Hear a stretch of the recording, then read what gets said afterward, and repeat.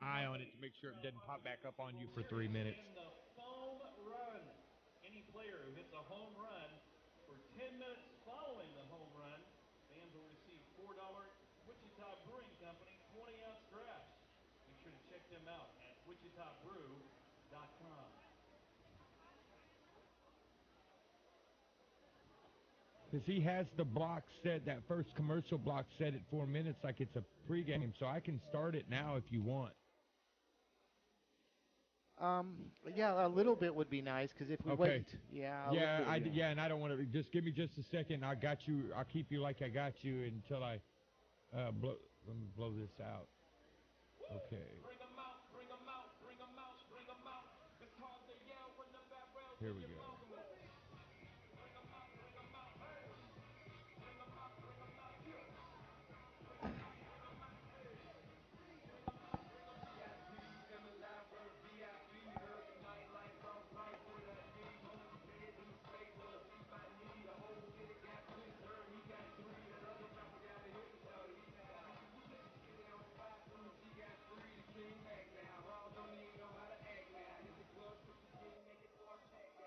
Okay, here we go, Steve. Here's your pregames and going to be in your ear. 25 FM, KQAM. KQAM is on the air with the National Baseball Congress Tournament. NBC Baseball is brought to you by Taco Pronto, Cherry Oaks Golf Course of Cheney, Davis Liquor Outlet, Rusty Eck Ford, Fawnstock Heating and Air Conditioning, Just Right Auto Repair, Shire Graphics, Champs Sports Bar and Grill, Midwest Kia, Rodin Roofing, and Team Electric. NBC Baseball on the Big Talker, KQAM. Hot mic. Good evening and welcome to Lawrence Dumont Stadium in Wichita, Kansas, where tonight KQAM, the Big Talker, brings you more action from day 2 of the 84th NBC World Series. Tonight, our 7 o'clock feature game that will start right on time has the Kansas Cannons taking on the Colorado Sox. Good evening, Steve Strayton with you here from Lawrence Dumont. David Mitchell punching the buttons back at the studio to help us out as we're going to get this thing started right at the top of the hours. The previous game ended right on time, and that was the Colorado Cyclones edging the Texas Prospects in a really good game. A thriller, 8-7 was the final score, as that one was nip and tuck for a little while. Then Colorado scores a late run. They get the victory, 8-7. The first game of the day had a local team faring well. We've had a number of local teams already showing very well in this tournament. Newton, to start the day at 1 o'clock, knocked off GPS Baseball of Texas by the score of 7-2. So Newton 1-0 in pool play. Of course, this week, all of these teams trying to advance to championship week next week, which a handful of teams are already there. So the teams this week trying to get there, and Newton did that. We'll see if it's Kansas or Colorado that gets a win in tonight's opening round of their pool play as well. Let's turn it over to the singing of the national anthem. Emma Hughes. Oh, say, can you see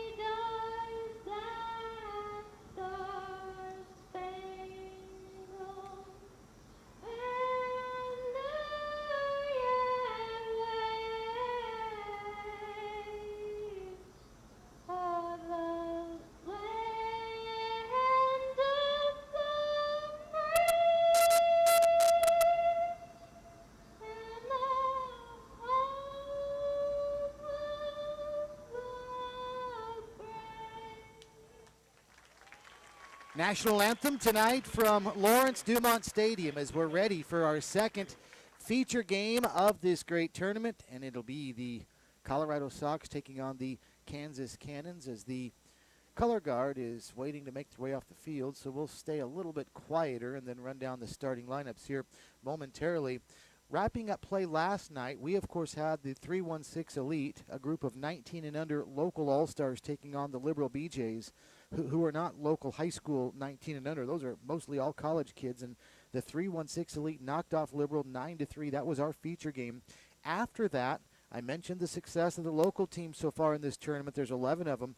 Mulvane was a winner, 17-7 over Waco, the Waco, Texas Sultanes. That was the 9:30 game last night. Another local team at 3:30 yesterday was successful. The Derby Twins, who were an at-large team, didn't find out they'd even play in this tournament until very late in the game last week. Well, Derby knocked off Northwest Arizona yesterday by the score of 5-1. So success a lot of ways around for local teams. We've got Kansas from right here in the Wichita area taking on the Colorado Sox. Then the 9:30 game has the Hutchinson Monarchs in this tournament taking on the Rain, who are from San Diego, California. But Kansas is coming up next against Colorado, and it'll be the Colorado Sox that are the visitors. Let's run down their starting lineup. Brady Mitchell will lead off. He'll be in right field. He'll be followed by shortstop Zach Baldini. Ben Dahlke bats third. Dahlke is at third base. Talon Schaller hits cleanup. He's the first baseman. Derek Daly bats fifth. He's the designated hitter. He'll be followed by second baseman Morgan McIntosh. Jarrett Coyne bats seventh. He's in left field. Garrett Tisdall bats eighth. Tisdall behind the plate. And batting ninth, the center fielder Trevor Schaefer. Again, the lineup for Colorado, for Colorado, Mitchell, Baldini, Balke, Schaller, Daly, McIntosh, Coyne, Tisdall, Schaefer. And on the mound for the Colorado Sox will be Carter Ackerfelds. And there you go, the lineup for the Colorado Sox. Kansas Cannons lineup looks like this. Nate Crossman will lead off. He's in left field. He'll be followed by center fielder Connor Hurst. Briley Ware bats third. Ware is at third base. He'll be followed by Trevin Reynolds, the designated hitter, who hits cleanup. Jordan Williams bats fifth. Williams at first base. Will Clark hits sixth. Clark is the shortstop. Batting seventh, Bob Eisenhower. Eisenhower behind the plate. Chris Opolka bats eighth. He is the second baseman. And batting ninth, Colby Milner. Milner is the right fielder. Again, the lineup for the Kansas Cannons: Crossman, Hurst, Ware, Reynolds, Williams, Clark, Eisenhower, Opolka, and Miller. Starting on the hill for the Cannons is left-handed pitcher Andrew Snyder. And Andrew Snyder is a southpaw from Las Vegas, Nevada, and he is attending Newman University. So a guy that obviously very familiar with these surroundings as he is from Nevada, but attending Newman. He actually will be a sophomore this year, but he's transferred in from Grays Harbor up in the Northwest, and we'll talk a little bit more about that as the night moves on. Another terrific day for baseball. 91 degrees, the scoreboard reads right now, and there is just a little bit of wind coming out of the south. A little bit more than last night, but still, I would say, under 10 miles an hour as the flags just off to the foul side of the foul pole in right field, blowing out toward left field. So it's a south wind, but again, a very small south wind as well. So here we go. Brady Mitchell, right-handed batter, steps up. The left-hander, Andrew Snyder, is ready. And the first pitch in there for a strike at 7:03 Central Time with a game-time temperature of 91 degrees. The Colorado Sox are wearing maroon jerseys tonight with white pants, maroon helmets, as the lefty delivers, and Snyder misses high and away. That one at 80 miles an hour, and Bob Eisenhower had to reach high into his right. 1 ball and 1 strike. So it's a maroon jersey with white pants, maroon helmets for Colorado. The Kansas Cannons are in their black jerseys as the pitch is swung on, lifted, left center field. Connor Hurst going back to his right, reaches up and makes the catch for a high fly ball to center field, 1 away. Black jerseys, white pants for the Cannons, but on the black jersey it's a light blue. It says Cannons in sort of a turquoise type of color in cursive letters across the jersey. It's a nice look, the black with the turquoise, and then they've got the turquoise caps as well with the black bill. Here's Zach Baldini, the shortstop, stepping in, another right-handed hitter, and he takes a strike 80 miles an hour from the pitcher Andrew Snyder. Snyder is 6'1", 185 pounds. Again, he will spend his sophomore year at Newman University. Pitch swung on, bouncing ball to second. Chris Opolka's there, and he'll scoop it up and fire to first for a 4-3 putout, 2 away. Let's set the defense for the Cannons. Jordan Williams is at first base. Chris Opolka at second. Will Clark at short. Briley Ware is the third baseman. The outfield from left to right, Nate Crossman, Connor Hurst, Kobe Milner. Bob Eisenhower, the catcher, calling the balls and strikes for Andrew Snyder. As in steps Ben Dahlke now. Dahlke swings at the first pitch, bounces one up the middle and through for a base hit. Just to the left third base side of second base and on into center field, so a 2-out single for Dahlke. Just a scattering of white clouds above, but mostly blue skies. There are shadows right over home plate created from the press box. The edge of the shadow literally is only a couple, 3 feet out in front of the plate, so not a real disadvantage for hitters yet. They're going to see it almost in entire sunshine all the way until the very last split second. Another ground ball up the middle and again through for a base hit. This time just on the first base side of the bag at second. So back-to-back singles up the middle for Colorado, and they've got runners at first and second with 2 away. Well, that was a slow bouncing ball, but it was in just the right spot, almost over the bag, just a shade again to the right of it at second base. Opolka, the second baseman, went to his right. Will Clark, the shortstop, to his left. Neither could get there in time. First and second for Colorado, 2 away. Here's Derek Daly. And the first pitch to Daly is taken down low for a ball. 1 ball and no strikes.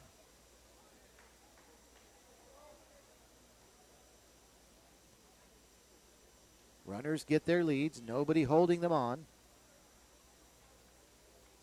Through this stretch goes Snyder, and the pitch swung on and fouled back and out of play. So the count is 1 ball and 1 strike.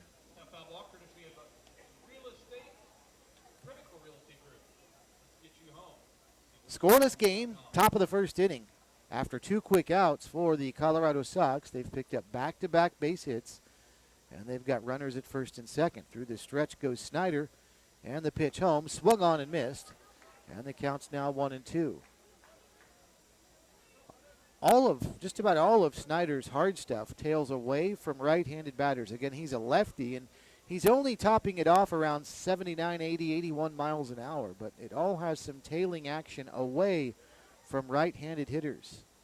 Through the stretch goes Snyder again. Here comes the 1-2 pitch. Another one that tails away. It swung on and lifted high right field, shallow right toward the line. Miller, the right fielder, over, and he'll make the catch, and the side retired. So 2 quick outs, 2 quick singles, and then a fly out to right field. No runs, a couple of hits, 2 left after half an inning. Colorado nothing. Kansas coming up. This is the 84th NBC World Series on the Big Talker KQAM. A DUI. Hi, I'm KSN Chief Meteorologist Lisa Teachman, and welcome to Lawrence Dumont Stadium and the NBC Tournament. We're always watching the skies this time of year because as we get into summer, there is the potential for showers and thunderstorms. And the good news is that it looks like it's going to hold off until later tonight. In the meantime, more clouds compared to sunshine. Yeah, the sunshine is going to be playing peekaboo with those clouds. Highs this afternoon because of all the clouds will be feeling pretty good at 85. 66 tonight. Showers and thunderstorms will be moving in after dark, and some of those showers will be left over early Sunday morning, but through the afternoon, as a lot of clouds are left over, highs will only be around 83. And we do have another chance for storms going into Sunday night and Monday. After that, looks like things will stay dry. Have a great time at the ballpark. Aggressive playthrough. No waits at the tee box. Just 20 minutes west of the craziness of the big city courses. Make your next round at Cherry Oaks. Cherry Oaks Golf Course. Hot mic. Taco Prano, a sponsor of our coverage of the NBC World Series this year. Stop by and see the folks on Tuesdays. It's 60-cent tacos every Tuesday at Taco Prano with 2 Wichita locations. Here we go, bottom of the first inning. Nick Crossman will step in for the Kansas Cannons in a scoreless game. First offering from Carter Ackerfelds to Crossman is down low for a ball. 1 ball and no strikes. 2 base hits for the Colorado Sox in the first inning, but they both came with 2 outs. They were both singles, and then Kansas got out of the inning after that. Pitch another one down and away. 2 balls and no strikes to Crossman.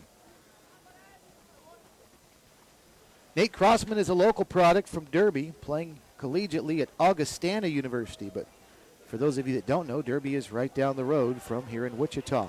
Another one down and away. Boy, Ackerfeld's early has been consistent, but really not close. Down and outside all 3 times. That one was a little closer, but he has not been able to find the zone as of yet. And on 3-0, he does, with Crossman taking strike 1.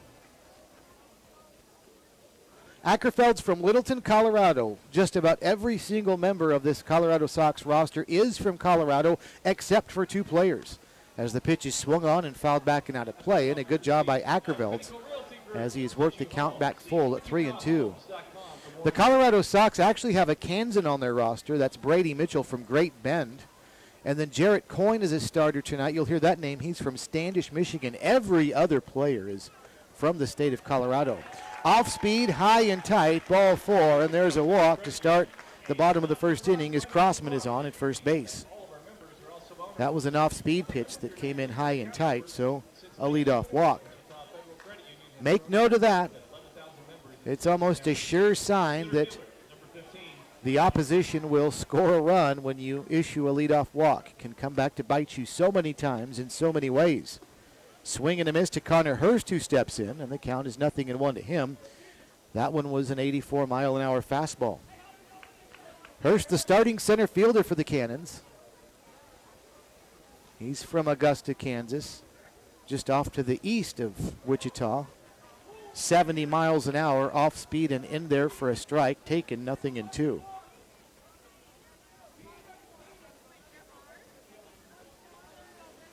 Through this stretch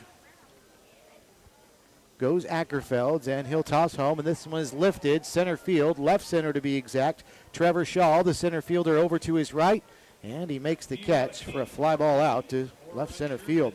Defensively for the Colorado Sox, Talon Schaller is at first base. Morgan McIntosh is at second. Zach Baldini is at short. Ben Dalkey is at third. The outfield from left to right, Jarrett Coyne, Trevor Shaw, and Brady Mitchell. Garrett Tisdall is behind the plate, and Carter Ackerfelds is the pitcher for the Colorado Sox. Right now, Ackerfeld's going through this stretch with 1 out and fires home up high with a fastball at 84. 1 ball and no strikes.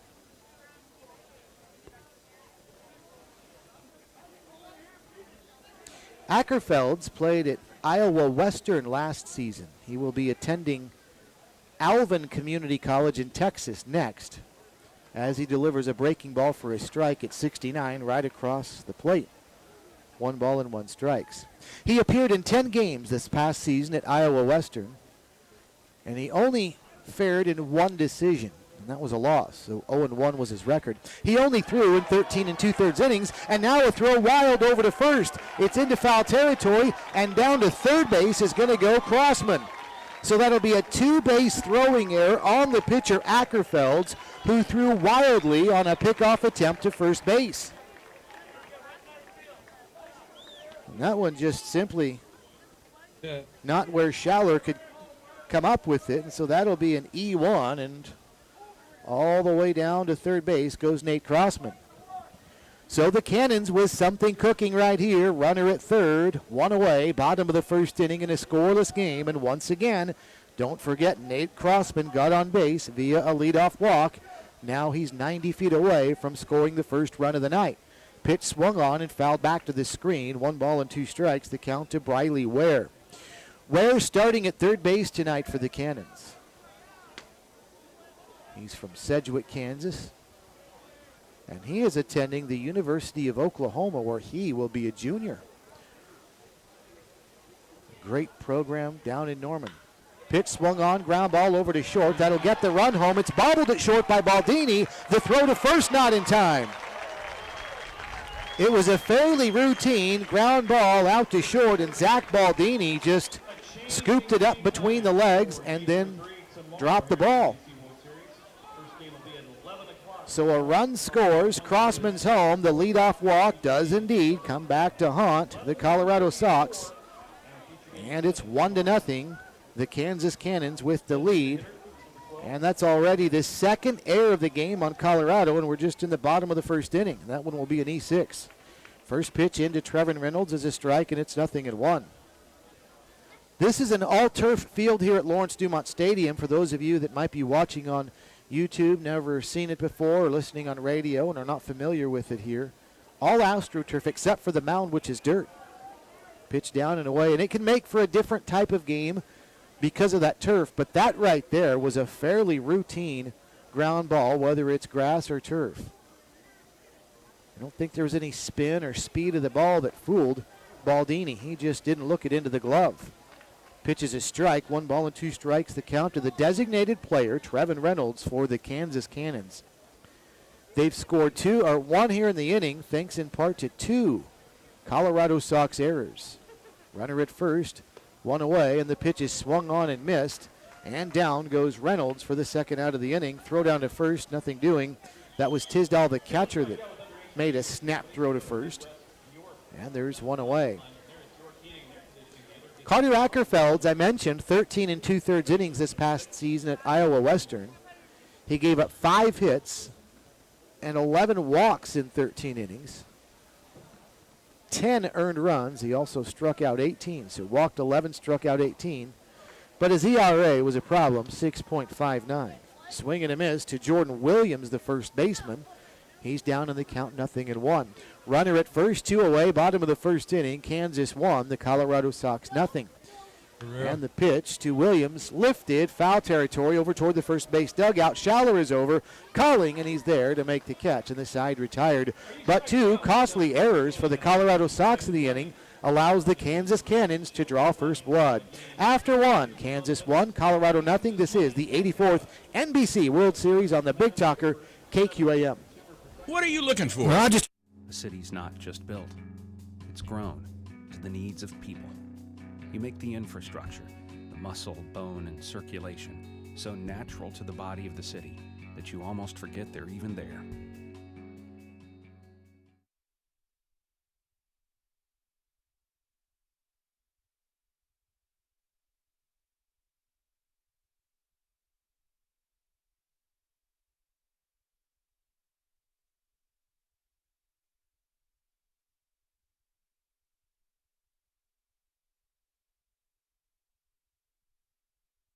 Your trade. How does it work, you say? Well, it's easy.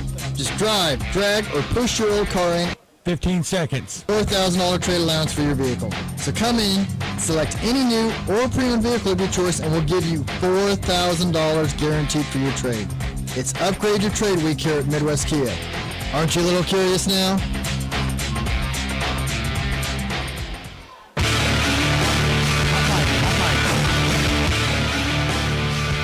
Stock Electrical and Plumbing is offering $50 off any service call. Call 943-HEAT, 943-HEAT. If you need electrical or plumbing service, give Fauna Stock a call, sponsors of our coverage of the 84th NBC World Series. Morgan McIntosh steps in for the Colorado Sox, who trail now 1-0 to the Kansas Cannons. And he'll step in from the left side of the plate, and Andrew Snyder delivers inside for a ball, and that's ball 2. The in-between inning timer sounded, and Andrew Snyder had not delivered a pitch. So he was issued an automatic ball, and so he's thrown 2 pitches, but that's ball 3. He took too long between innings. So it's 3 balls and no strikes to McIntosh. Left-handed batter takes a strike, a fastball, right across, 3-1. There's a 90-second timer here at the NBC World Series between innings. Here comes the 3-1, another fastball right across. Taken again, 3-2. And so if that timer goes off and everybody's ready to go, the pitcher and the hitter, but the pitch hasn't been thrown, that's an automatic ball charged to the pitcher. Here's the 3-2, swung on and a bouncing ball out to second. This one was fisted out that way. Old Polka's there, and he'll throw to first in time for a 4-3 putout, 1 away. And on the other hand, if the batter is not in the batter's box, but the pitcher's ready to throw when that 90-second timer expires, it's an automatic strike on the hitter. All of it's designed to keep up the pace of play here at this NBC World Series. First pitch now to Jarrett Coyne is taken for a ball. 1 ball and no strikes. And it's one of the reasons we're starting on time again tonight. Just a little bit late last night with the 7 o'clock game, but tonight we were right on. Pitch swung on, chopped up the third baseline foul. So Coyne will have to retreat to first to home plate. 1 ball and 1 strike, the count to him.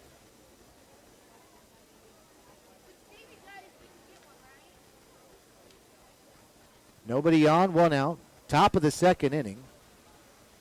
Kansas Cannons on top of the Colorado Sox by the score of 1-0, excuse me. Coyne back in again.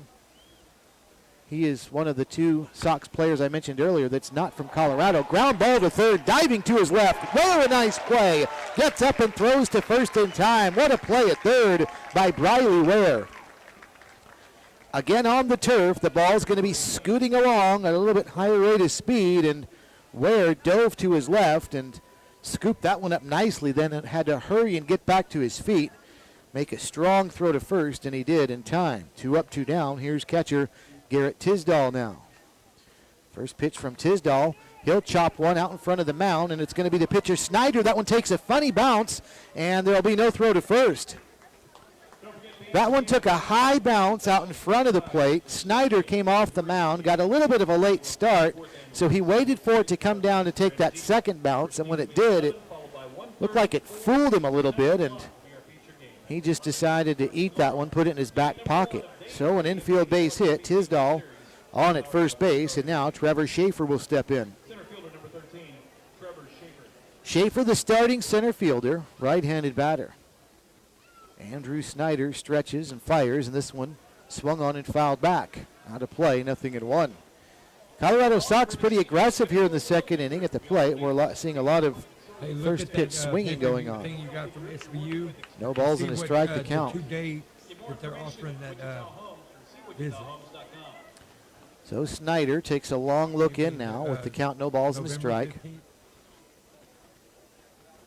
And he'll look over at first a couple of times. Nothing doing for Tisdall. The throw is home, and it's a strike, 78 miles an hour, about knee high, and it's 0-2. No, they're not. Go And look we'll at see it. if Snyder That's what now I'm can saying. I need you to see it. try to get the hitter Schaefer fishing a little bit ahead in the count. Nope, he gave him something pretty good to hit, but fouled back and out of play. I'm trying to get ready to tell you what And the count's 0-2. Runner at first, 2 away. 1-0 Kansas has the lead. Colorado Sox batting, top of inning number 2. behind your TV. Snyder with the baseball resting behind his left hip. Glove on his right knee. Takes a long look in at the catcher. Now puts the ball and glove together and delivers high for a ball. Snap throw to first. Back diving in is going to be Tisdall. Like that. You want to hear what their schedule is? They play Houston Baptist, Mississippi College, Lincoln. Ball momentarily squirted away from first baseman Jordan Williams. And he chases it down, but Tisdall going nowhere. Okay. I was just wondering if I know how to schedule that. So we try it again. Through We'll this probably go stretch to goes Snyder as he'll look in. Getting his lead at first base is Tisdall. And the pitch is home, and it's fouled off the catcher's equipment. Bob Eisenhower had that one deflect off of him, and the count still 1 ball and 2 strikes. 90 degrees. It does not get much better, and not a bad crowd as well here on hand tonight. Kansas and Colorado. One more game tonight, and that'll be the San Diego Reign and the Hutch Monarchs. We expect a good crowd for the Hutchinson team. Pitch swung on, fouled back and out of play. The count's 1-2. Hutchinson only about 50 miles northwest of Wichita, so we'll see if they bring a good crowd in as well. A ball and 2 strikes. We'll try it again. 2 outs, runner at first, 1-0. Kansas Cannons have the lead, thanks in large part to 2 costly Colorado errors in the bottom of the first inning. Here comes the 1-2. Another one fouled back. This has turned into a really nice at-bat for Schaefer, fighting off pitches and staying alive. Brady Mitchell is in the on-deck circle, chasing down that foul ball that caroms back onto the playing field.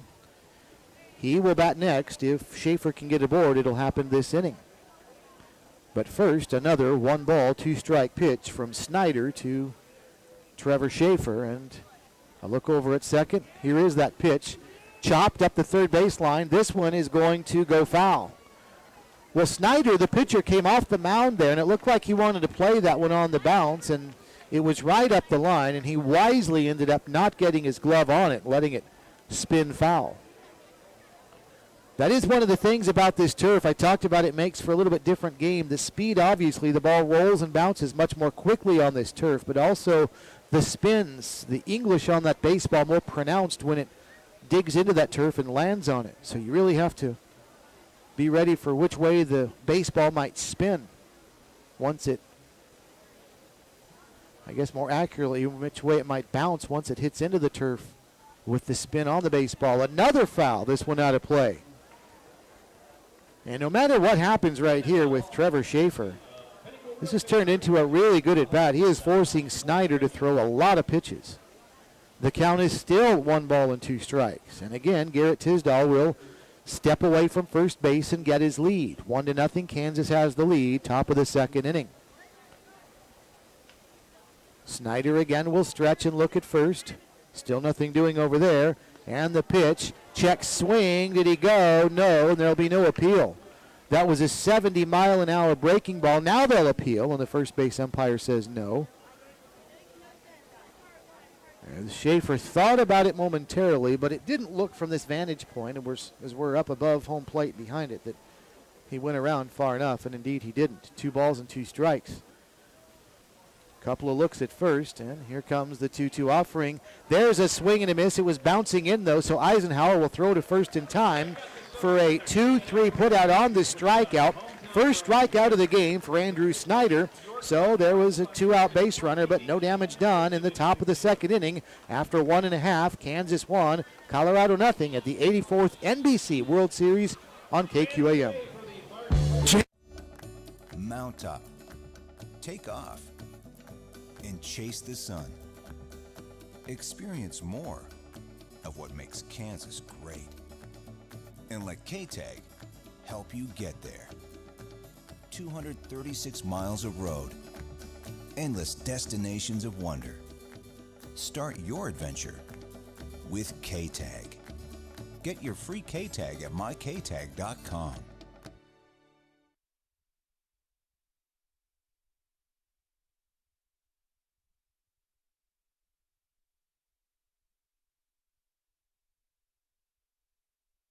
And the renowned custom covered cabinets. Drywall and insulation. Just price Croft Lumber of Heston. Chances are, if you price Croft Lumber, you'll be done shopping. And free delivery within 50 miles. Croft Lumber of Heston. 800-736-4951. 800-736-4951. Online at kropflumber.com.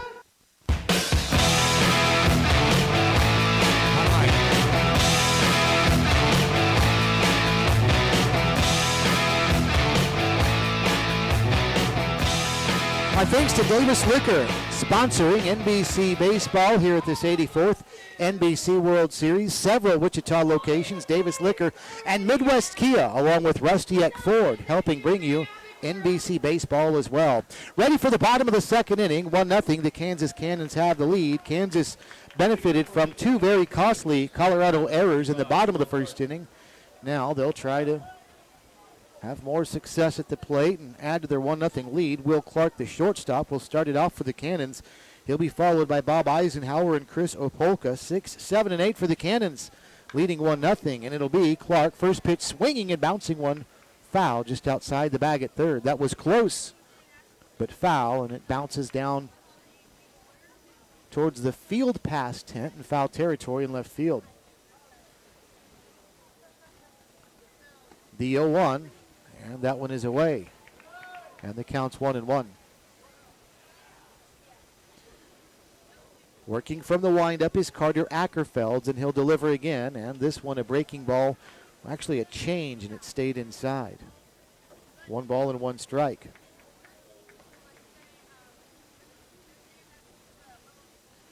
Ackerfelds ready, tosses, breaking ball in. Good pitch. That was a slider at 72 miles an hour. Taken, and it's 2-2. Clark set. Here comes the 2-2. roped into center field. That'll be a base hit. Will Clark had to protect the plate, and he sat back on that one and waited for it with the count 2-2 and ripped it right through the middle, and a leadoff base hit for the Cannons. So that'll bring up Bob Eisenhower now, the catcher. Second time in as many innings that the Kansas Cannons have had their leadoff batter aboard. Nate Crossman walked and scored in the first inning. Here in the second, Will Clark, a leadoff single. So Eisenhower steps in, and he's showing bunt, but pulls it back as the pitch is up high, a little bit above the letters. 1 ball and no strikes to him. Eisenhower's from Georgetown, Texas, and he's attending, or will be, Angelo State, where he will play his freshman year. Georgetown, just a shade to the north of Austin. Breaking ball down low, 2 balls and no strikes. Angelo State in San Angelo, Texas. I guess you could say it's sort of in west central Texas, to the north and west of Austin. Probably about a 2.5 hour drive. Pitch chopped foul over toward the third base on deck circle, and that's where Chris Opolka is, and the count's 2 balls and a strike. 1-0, Kansas has the lead. The Cannons with just 1 base hit, and that was the leadoff single by Will Clark in this second inning. They scored a run without the benefit of a hit in the bottom of the first inning. Showing bunt is Eisenhower, but he chops it foul off to the side of the plate. So that will likely take care of the bunt now, as it's 2 balls and 2 strikes. There are more shadows now creeping into fair territory up the third baseline, probably about 6 or 7 feet inside the line, shadows from the third base bleachers, as we have just passed 7:30 Central Time. Change-up stays up high. 2 balls and 2 strikes the count to Eisenhower. Still around the plate, there's some shadows, but the sun is not quite shining as brightly as it was a while ago, so there's not much difference right now anyway between sunlight and shadow.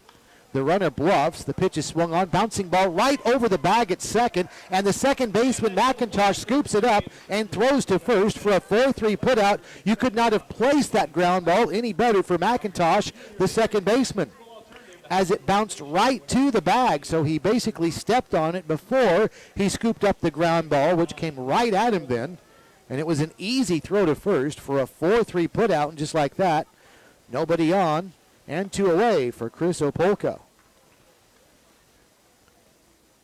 You hear about tailor-made double plays, usually when it's involving one infielder throwing to second and then back to first. That time it was a tailor-made ground ball, but just a 4-3 putout because it was right to McIntosh on the bag at second.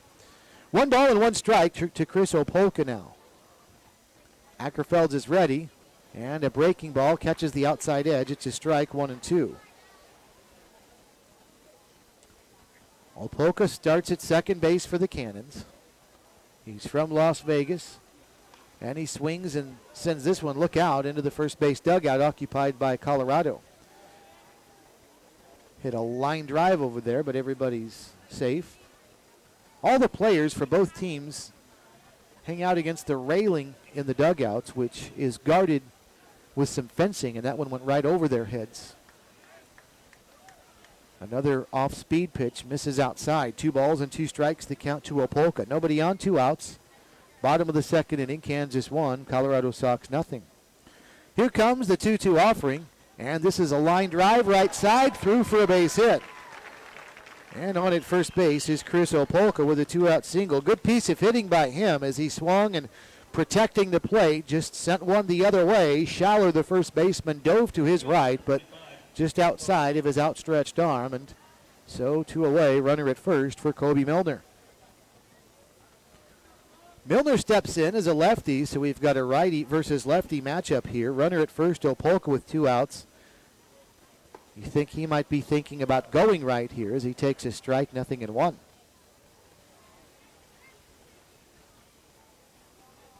On deck is Nate Crossman, leadoff batter in the order for the Cannons. Through this stretch goes Ackerfelds, and this one swung on, popped up, a little flare to third, caught by Dahlke about 10 feet off the bag, and that will retire the side. So A 2-out single for the Cannons in the bottom of the second inning, and that is all. After 2, Kansas 1, Colorado nothing. You're listening to the 84th NBC World Series on the Big Talker KQAM. If we really put everything in our name that we do, it would look like this. Professional mechanical, electrical, plumbing, structural, telecommunications, civil, transportation, aviation, water, wastewater, energy, land development, planning, field services, survey, geotechnical, materials testing, inspection, 3D scanning, air and water balance, engineering consultants.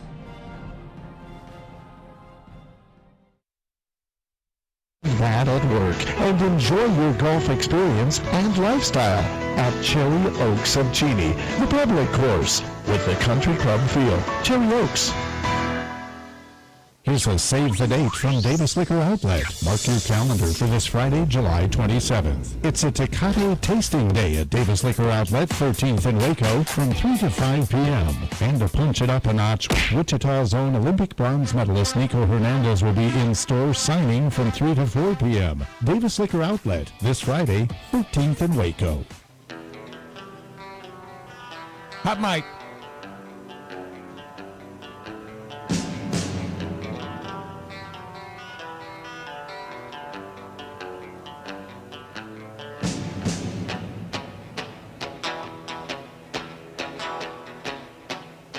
Hot mic.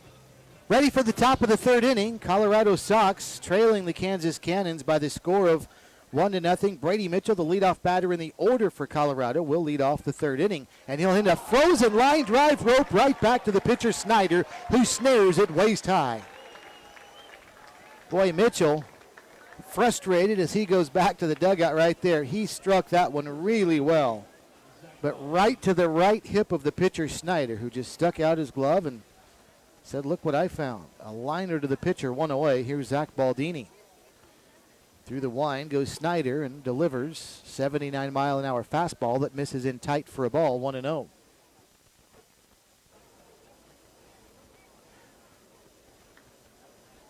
Through the wind again, Snyder delivers. And that one outside for a ball. 2 balls and no strikes.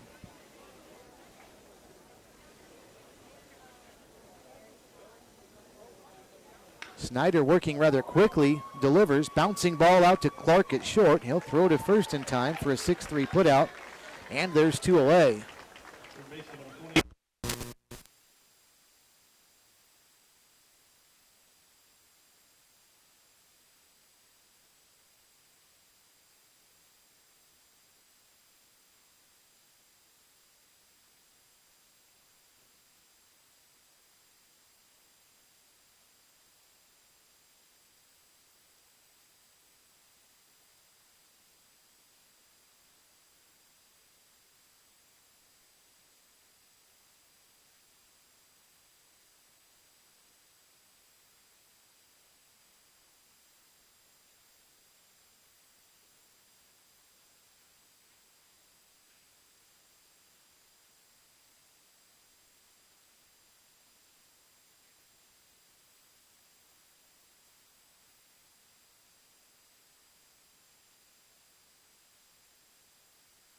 Hi, I'm Brian Davis. It's pretty cool when something you grew up in and spent your adult life growing as a business has the arrival of the third generation.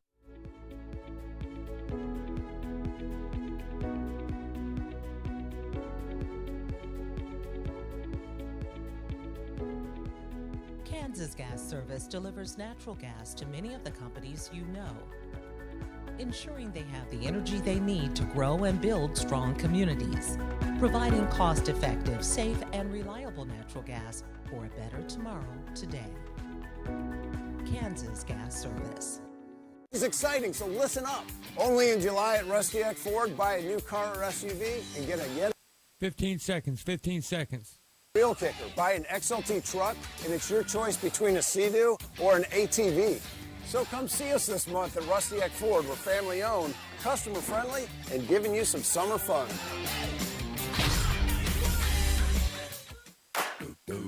Hot mic. Hot mic.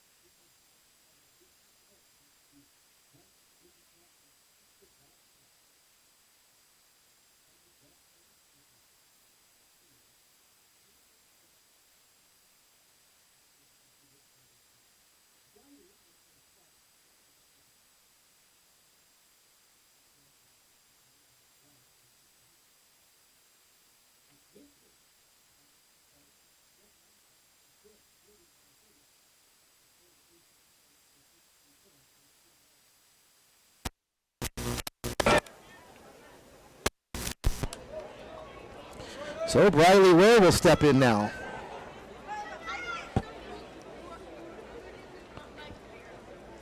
So 2 quick outs here in the bottom of the inning. After it was 1-2-3 in the top of the first as well. Briley Ware steps in and takes a strike, and it's 0-1. Ware reached on an error back in the first inning. That was that bouncing ball to short that Zach Baldini just simply misplayed. Here's the 0-1 outside for a ball. 1 ball and 1 strike. Nobody on, 2 outs. Bottom of the third inning, 1-0. Kansas has the lead. Earlier today, it was the Newton Rebels over GPS Baseball of Texas 7-2, and the Colorado Cyclones knocked off the Texas Prospects 8-7. Pitches a strike, and it's 1 ball and 2 strikes to Ware. Ware was stranded at first base after reaching on that first inning error. Here comes the 1-2 pitch, and that was a fastball at 80, but down and away to Ware. Counts even now at 2-2.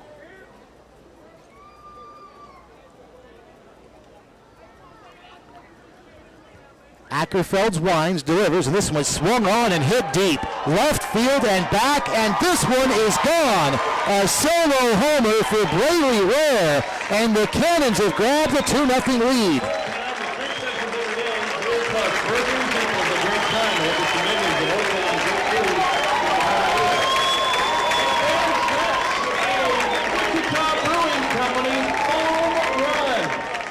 Well, you know that's got to make him happy, not just because he hit a solo homer, but Briley Ware is a Sedgwick, Kansas product from just up to the north of Wichita, so he understands the history of playing in this ballpark and did something for him that's got to be really neat. He just stroked a home run to left field, and it's 2-0. Kansas has the lead.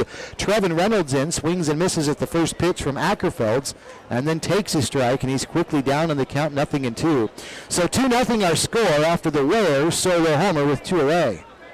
Ackerfeld still working quickly and delivers, breaking ball down low. 1 ball and 2 strikes. There was not much doubt about that one either. And to that part of left field, that home run was just off to the left of the 385 sign and pretty much straight away left field. You've got to give it a ride to get it over out there. Pitch is swung on and fouled back out of play. 1 ball and 2 strikes. It's 330 down the lines, 385 to the power alleys, and then 400 feet to straightaway center field here at Lawrence Dumont Stadium. 1 ball and 2 strikes, the count to Reynolds. Here comes the pitch, and that one missed outside on a changeup. 2-2. Deuce is wild now, 2 balls and 2 strikes with 2 outs and a 2-0 Kansas Cannons lead, bottom of the third inning. Ackerfelds sends the 2-2 home, swung on, hot shot to short, diving to his right, Baldini deep in the hole, gets up, throws to first in time, nice play by Zach Baldini at short for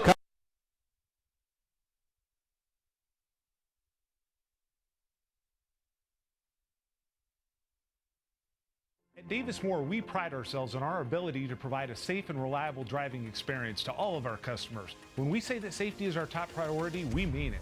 That's why every single one of our pre-owned vehicles goes through a 171-point inspection before it ever goes on our lot. And with our Davis Moore 360 guarantee, you can drive forever, worry-free. So let us prove to you that we have the best car care and best customer experience, and why nobody beats a Davis Moore deal. Come by any one of our 5 Davis Moore locations or check us out online at davis-moore.com.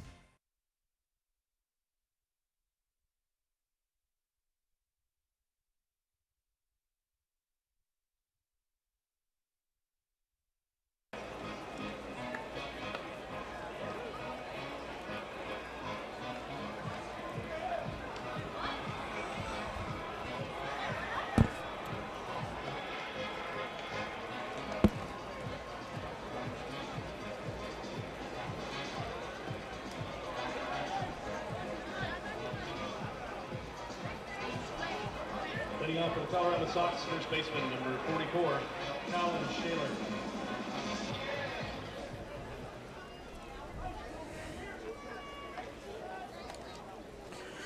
Talon Schaller will step in to lead off the fourth inning for the Colorado Sox, trailing the Kansas Cannons 2-0, and he sends a frozen rope to left field. This one is well struck, and it's going to one-hop the fence. Schaller will round first and head to second, and he'll get there with a very hard hit leadoff double. I mean, he hit that one on the screws to left field. Nate Crossman knew from the time that left the bat that one was going to sail over his head, and he had to play it off the carom, and Schaller in at second base with a leadoff double. That's the fourth hit of the game for the Colorado Sox, but they've got nothing to show for it so far. And now Derek Daly will step in. Daly is 0 for 1. He flied out to right field back in the first inning. He's a right-handed batter with a very wide open stance. And he'll take a change up, and on the outside edge, it's a strike. That one came in at 68 miles an hour. Very, very slow, but in there for a strike.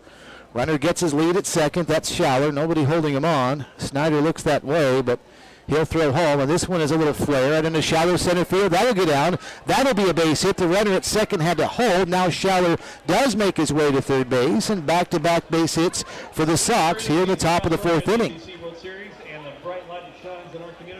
Well, Schaller had to wait, make sure Connor Hurst didn't come on and make that catch, and when it became apparent he wasn't, then he broke for third. So first and third for the Sox. They've got something brewing here in the top of the fourth inning. Nobody out. And the second baseman, Morgan McIntosh, will step in now.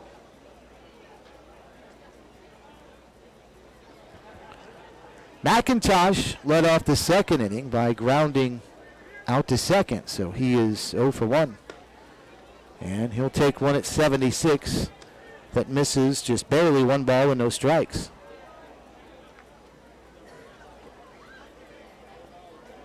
Playing even with the bag, Jordan Williams over at first, just behind it, Ware is at third. The middle infielders at normal depth, they're looking for a double play. Another one that just missed on the outside. That's happened twice now with Snyder pitching to a left-handed hitting Morgan McIntosh. 2 balls and no strikes as Snyder goes through the stretch. Looks over at first again. Now Williams bluffs to the bag, but he's going to move back away from it, not holding the runner on. And an off-speed pitch misses again, and it's now 3 balls and no strikes. And Andrew Snyder appears to be maybe more focused on the base runners, and he's lost his focus at the plate. 3 balls and no strikes. Now he'll deliver the 3-0, and there's a fastball on the outside edge. And boy, McIntosh was about to head down to first base. I think he thought that was ball 4. Then he got called back and asks the home plate umpire something and steps back in now 3-1. Runners at the corners, nobody out, top of the fourth. 2-0, Colorado trailing Kansas. This one is lifted, shallow left field. Crossman, the left fielder, coming on. The shortstop, Clark, going out. And it's Clark that makes a nice running catch with his back to the infield from shortstop.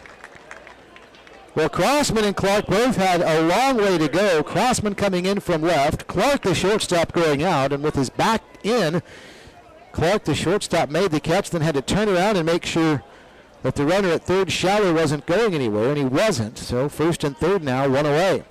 That's a big out because now a double play can get the Kansas Cannons out of the inning.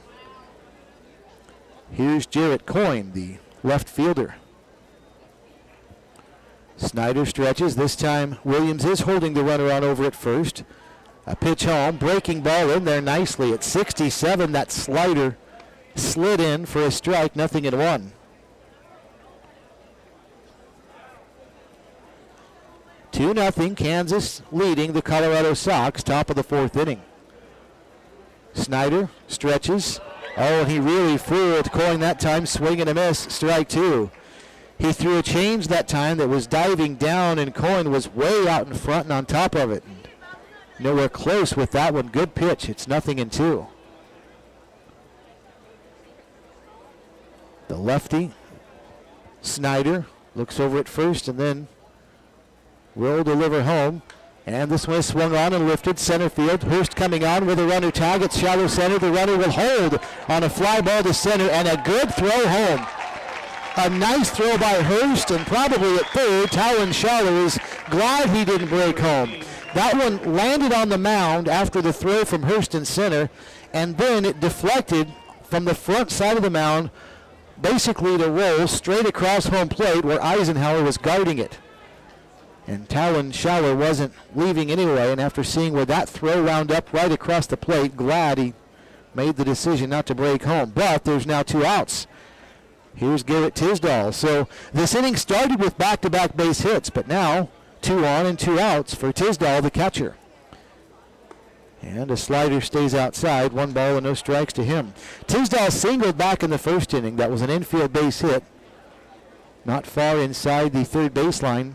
Took a couple of hops, and Andrew Snyder, the pitcher, just picked it up off the second hop. Didn't even throw it to first because the first hop was a really high bouncer. Another changeup swung on and missed for a strike, and it's 1-1. Snyder is really fooling now these Colorado hitters with that changeup that has the motion of a fastball, but the way he's gripping it, it comes in much slower. And Colorado hitters, out in front of it. 1 ball and 1 strike. And here comes the 1-1. Swung on, lifted. Right side, foul territory, just past the first base bag. Jordan Williams up the right field line, makes the catch, side retired. What a good job by Snyder after he gave up a leadoff double, followed by a single. He's out of the inning, and Colorado strands 2. And after 3.5, it's the Kansas Cannons 2, Colorado nothing at the 84th NBC World Series on KQAM.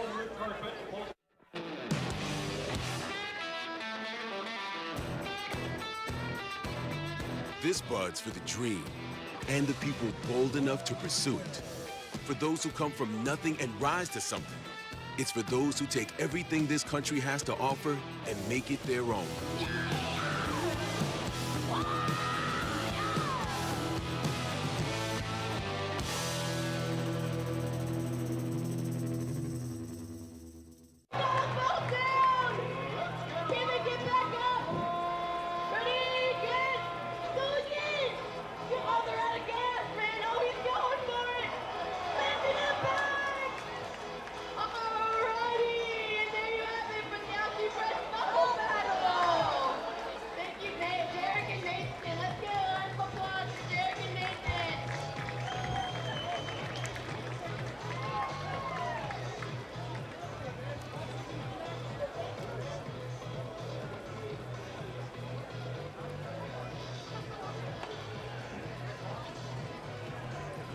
Our thanks to Team Electric, sponsoring NBC Baseball.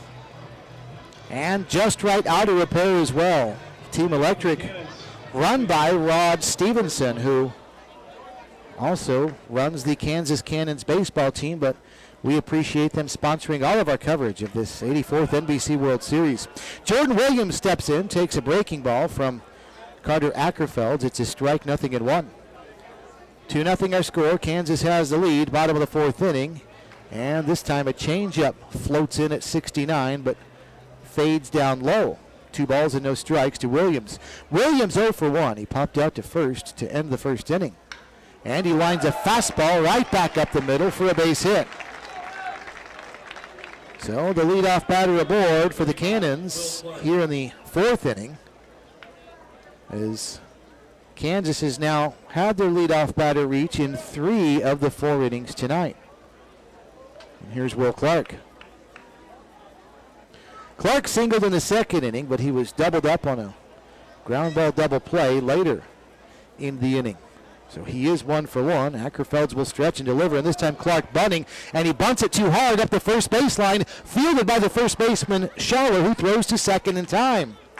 The throw back to first was too high, and so safe at first base is Clark.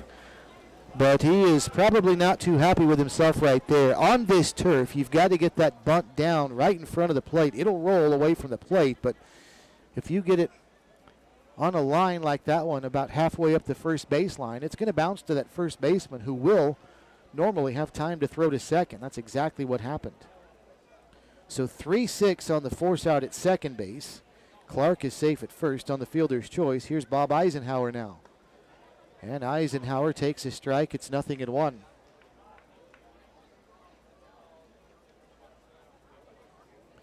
Eisenhower grounded into that double play back in the 2nd inning by rolling one right to the bag at second.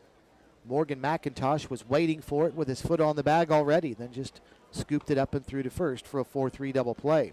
Pitch outside for a ball, and it's now 1 ball and 1 strike to Eisenhower.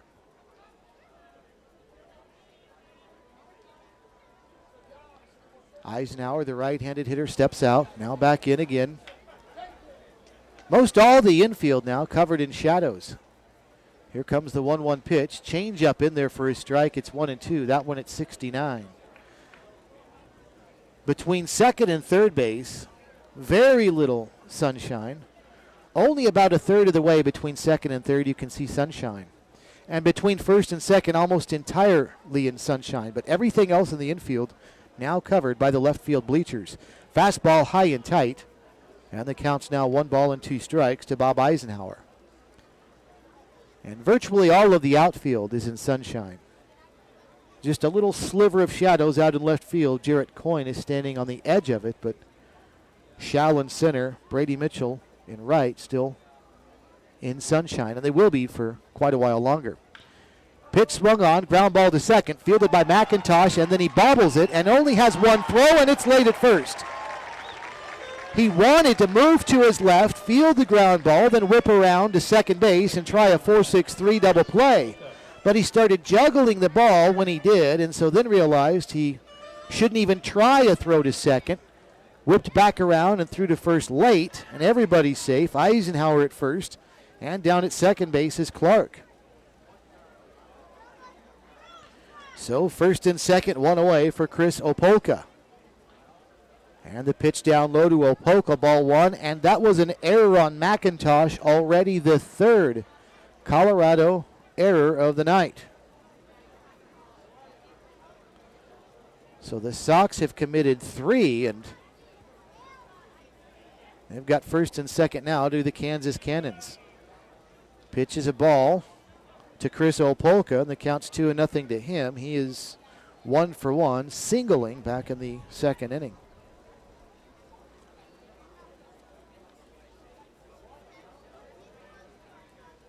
Ackerfeld stretches, nobody holding either runner on. Infield looking for a double play.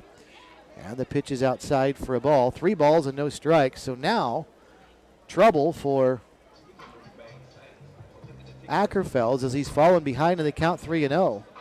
Time is called. Garrett Tisdall out from behind the plate. He has a word for his catcher. This is a really big series right here. Kansas with a chance for more space now. First and second, 1 away.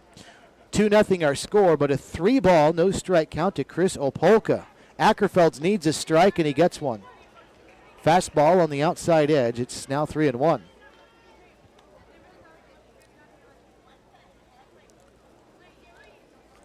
Ackerfelds, though, will need another strike. Ready, checks back at second, and delivers. Nope, he's going to whip around and fake a throw to second. The second baseman came over, and McIntosh, though, not there in time, so no throw back to second. Jordan Williams led off the inning with a single. He was thrown out at second on a fielder's choice, hit by Will Clark. Clark's now at second, though, and Bob Eisenhower's at first, as this one gets away from the catcher Tisdall, and that'll allow the runners to advance on ball 4. So it wouldn't have mattered that it got away from Tisdall. It was ball 4 anyway, and Opolka draws the walk. So Clark down to third, Eisenhower at second, Opolka at first, and the Kansas Cannons threatening now as Kobe Milner will step in. So the number 9 hitter up there in the order for Kansas, and he rips one foul. That one not by much, though, as he was out in front of that one. 81-mile-an-hour fastball by Ackerfelds, and had Milner waited on it a split second longer, we could easily be talking about a 4 or 5-0 game, as that one headed down towards the corner, but it hooked just a little foul. So 0-1 to Milner, who is 0 for 1.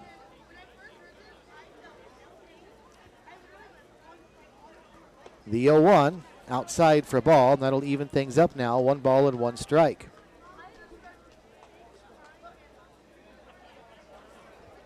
Milner grounded out to third in the second inning for his lone at bat so far, and he takes a changeup inside, down and in, 2 balls and a strike. Milner attending Grays Harbor Community College. That's where his teammate Andrew Snyder used to play before moving on to Newman. Bouncing ball to first. This could be two. They'll throw home for one. No other throw, but they got the lead runner on the forced play at the plate. 3-2 goes the put out. Clark is retired. And that's a big second out. Milner hit that pretty good, but on a hop right at Schaller, who had the throw home, and 3-2 on the put out. Eisenhower down to third. Down to second goes Opolka. And reaching on the fielder's choice, Kobe Milner. So now there's runners at every base still, but 2 outs for Nate Crossman, the leadoff hitter. But first, Ackerfelds will whip around and fake a throw to second base, and back standing in is the runner at second, Chris Opolka. 2-0 Kansas, but they've got him loaded here in the bottom of the fourth with 2 away. The pitch, fastball on the inside edge, 83 miles an hour. It's a strike, 0-1. Crossman is 0 for 1. He walked in the first inning, scored later that inning, and then also bounced out to third. Ackerfelds takes something off that time, took a lot off on a changeup, and that one came in at 67, but 1 ball and 1 strike is the count.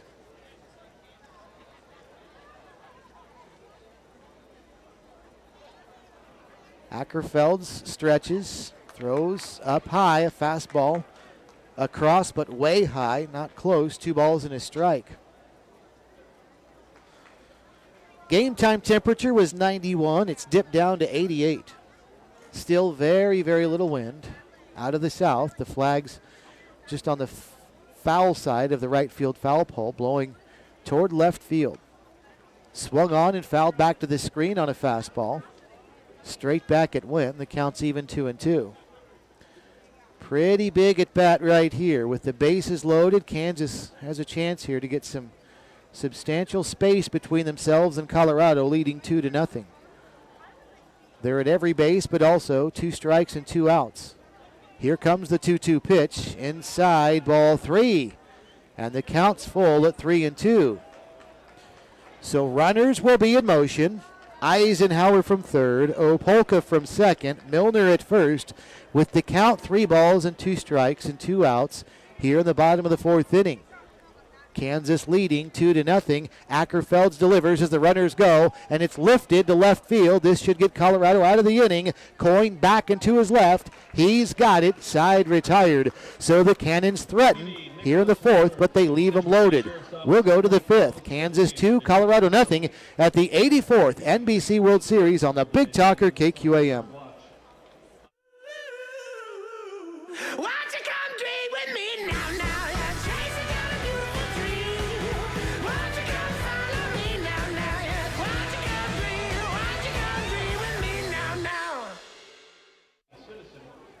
Deputy Woolner had stopped, and Deputy Woolner was hit by a patrol car.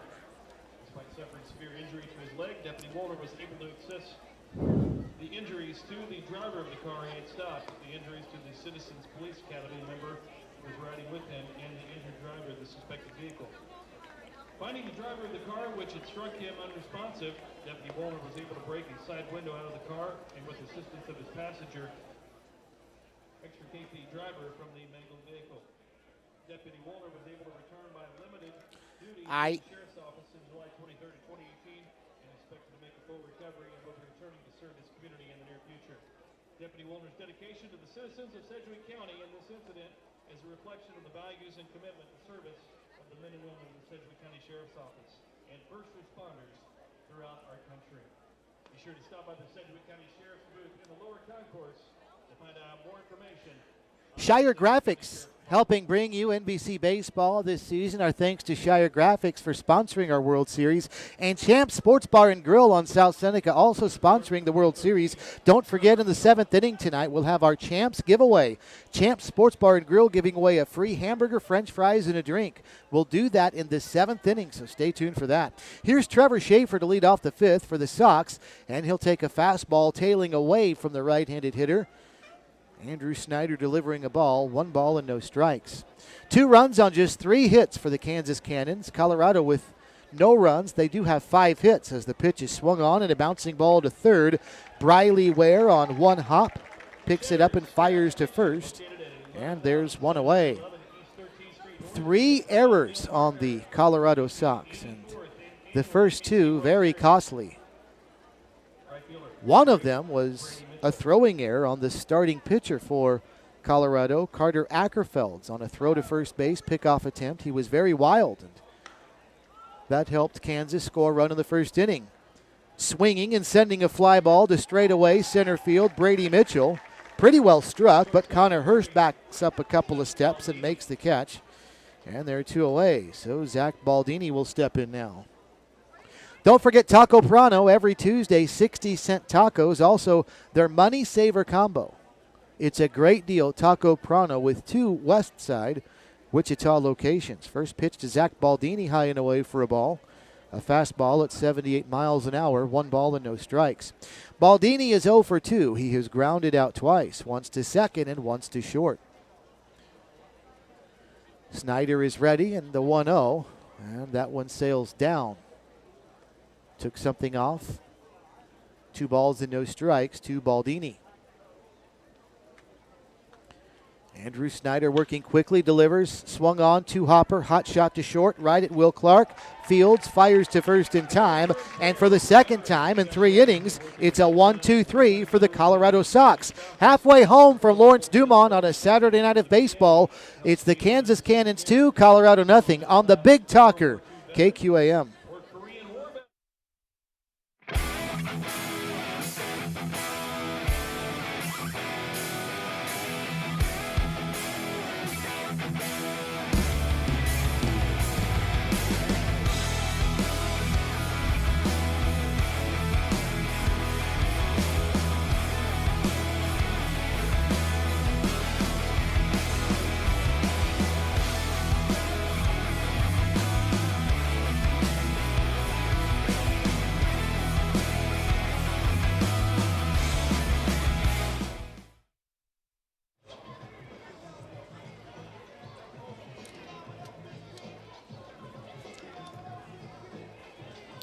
What's going on, brother?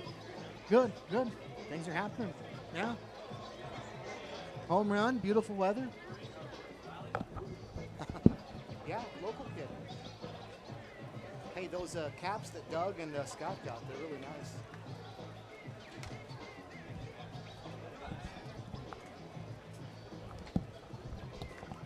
Bottom of the 5th inning, 2-0 our score. Kansas has the lead over the Colorado Sox on a delightful night for baseball in South Central Kansas. Lights are on here at Lawrence Dumont Stadium, this beautiful facility on a gorgeous night. More and more cloud cover overhead. There is a chance for more rain later on tonight, but that's what we said about the forecast last night and really didn't see anything. We'll see what happens here tonight. Ben Dahlke steps in. He'll start it off here at the bottom of the 5th inning for the Cannons, or excuse me, Connor Hurst does. And the timer went off just as we were ready to go. So has there been an automatic ball charged? Nope, they're going to say no pitch. There was a pitch thrown by Ackerfelds just as the buzzer sounded, but no pitch. I think everybody was pretty much ready, so the home plate umpire gave everybody the benefit of the doubt. The first pitch is to Hurst now, and it's lifted, foul territory. Over by the first base dugout, Talon Schaller is over, and he'll haul it in for a foul to the first baseman, put out, and there's 1 away here in the bottom of inning number 5. Briley Ware will step in now.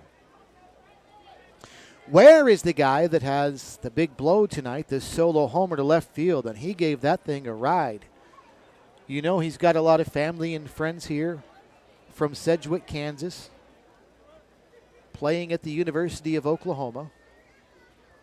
He will be there for his junior year this season, and he takes an off-speed pitch at 70 miles an hour on the outside edge, called a strike, 0-1 to Ware. And Ware has been aboard both times. He reached on an error in the first inning. 1 of 3 Colorado Sox errors on the night. Good swing at this one, but this one a fly ball to shallow left center field. Coming in and over is Trevor Shaw, the center fielder, and he'll make the catch.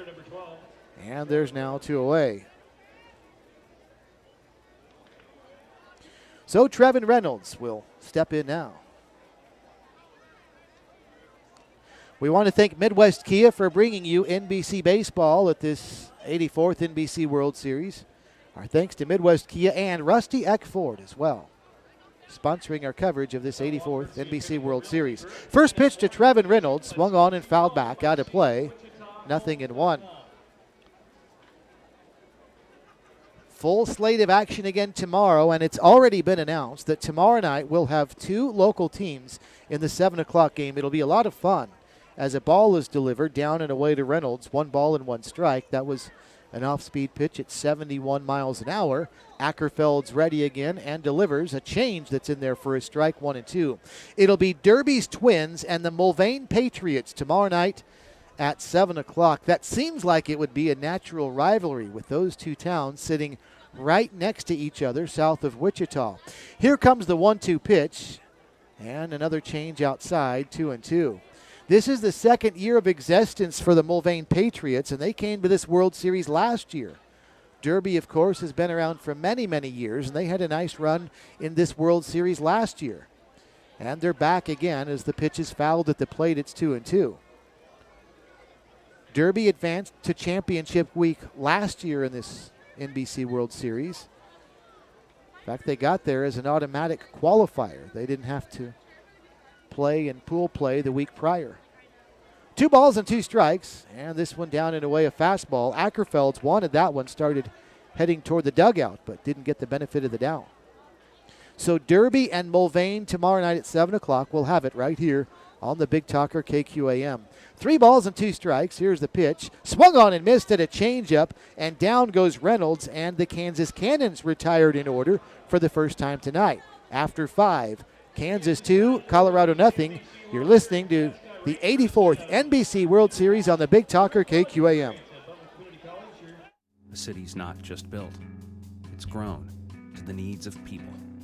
You make the infrastructure, the muscle, bone, and circulation so natural to the body of the city that you almost forget they're even there. ButlerCC.edu down to the field with all the action is Elise. Alrighty, and I have down here with us Laces, Massey, and Harper. They're going to be racing Laces to see who wins. Ready, set, go!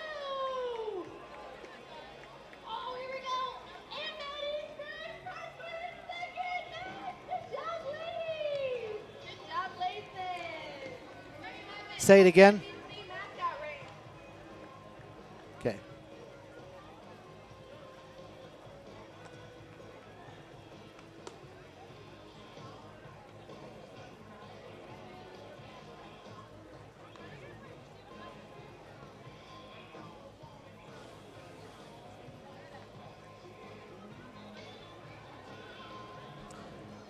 On to the 6th inning we go. Fast pace to this one, and the score is 2-0. Just 2 runs and 8 hits in the game. That's the reason. Ben Dahlke will get it started for the Colorado Sox, trailing Kansas 2-0. And Andrew Snyder's first pitch to Dahlke is up high for a ball. 1 ball and no strikes.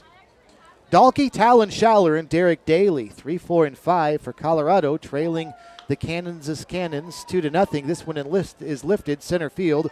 Back into his right, Connor Hurst. He'll track it down. 1 away for Talon Schaller. I mentioned earlier that Andrew Schneider, the pitcher for Kansas, is going to Newman University, but his first year of college baseball, he pitched for Grays Harbor. And it was a long season for not just Snyder, but everybody for that Grays Harbor team, who won just, if you're ready for this, 3 games all season long. Big swing and a miss to Talon Schaller on a 70-mile-an-hour pitch, 0-1 to Schaller. Snyder did get one of the 3 wins for his team on the season. Check swing on a breaking ball, and he did go around again. And the count is now quickly 0-2. But you want to talk about a long season in Grays Harbor. They had a very long season indeed.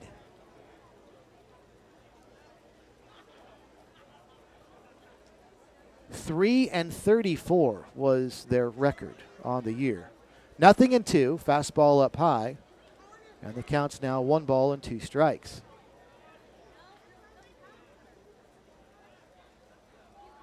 But again, Snyder did record one of the pitching victories for his team in what was a very long 34-loss season. 1 ball and 2 strikes, pitch swung on, bouncing ball to short. Will Clark has to make a nice play on a short hop and does, and throws to first in time for a 6-3 putout. And they're now 2 away. So that'll bring up Derek Daly.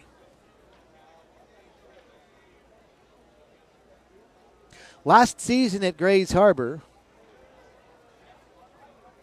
Andrew Snyder, I mentioned he did have the 1 win, but he also had 9 losses. So he fared in 10 decisions, but only had the 1 win and 9 losses. First pitch to Derek Daly, fouled back and out of play, and the count is 0-1 to him.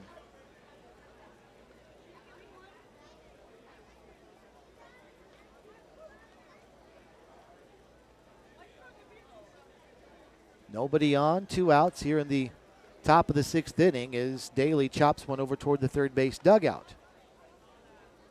And the count is still 0-2 at the plate to Derek Daly. He's 1 for 2. Daly has flied out to right and singled as well. Now one that tails away from the right-handed hitter. Down and away, 1 ball and 2 strikes.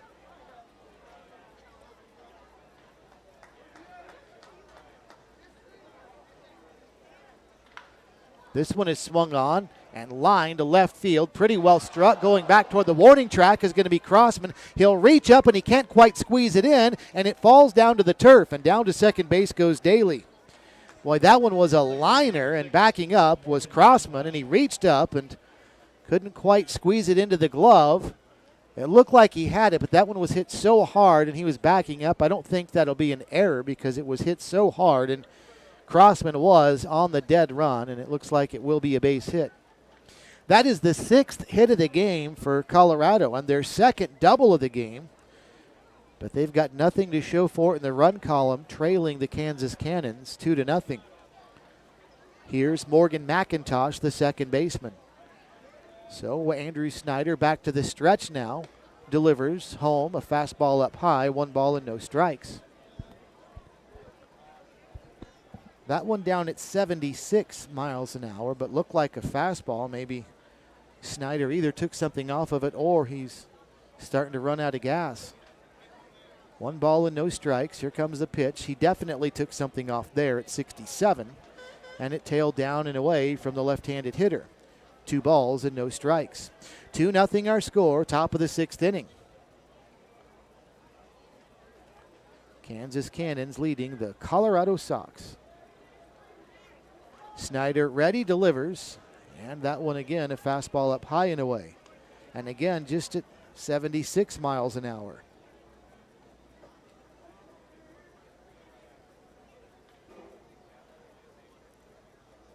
Snyder pitched in 37 innings this past season. Had a 4.3 earned run average. As he delivers a fastball on the outside edge, called a strike. And the count is now 3 balls and a strike.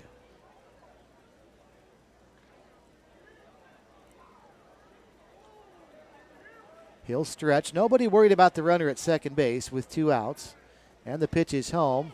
And a fastball, and that's just inside. And down to first base goes McIntosh. So a 2-out walk puts runners at first and second. And just like that, the potential go-ahead run comes to the plate in Jarrett Coyne. So Andrew Snyder was cruising right along, but now he's got a little bit of work to do with runners at first and second, and his team just guarding a 2-0 lead. It seems like more the way this thing is gone, but just 2-0 now. Change up there to Jarrett Coyne, taken down low for a ball, 1 ball and no strikes. The runner at second, Derek Daly. Over at first, Morgan McIntosh. 1 ball and no strikes to Coyne. As Andrew Snyder continues to work from the stretch. And he's ready and delivers home. And this one, bouncing ball left side, through for a base hit. Daly rounding third. He's being waved home. Here comes the throw to the plate. It'll be a little bit late. And down to second base goes Coyne on the RBI and the throw home. And just like that, it's a 2-1 game. Pretty well struck that time by Coyne. Just outside the diving attempt of Briley Ware, and on into left field it went. And so a 2-out rally now for Colorado has produced a run. So Coyne gets his first base hit of the game. Down to third base goes McIntosh. Daly comes home on the play, and the deficit is cut in half at 2-1. That's the 7th base hit of the game for Colorado, just 3 for Kansas, but the Kansas Cannons clinging to a 2-1 lead. Here's Garrett Tisdall. He'll lift this one to center field. Playable, though, for Connor Hurst. Back into his right, and he'll squeeze it in.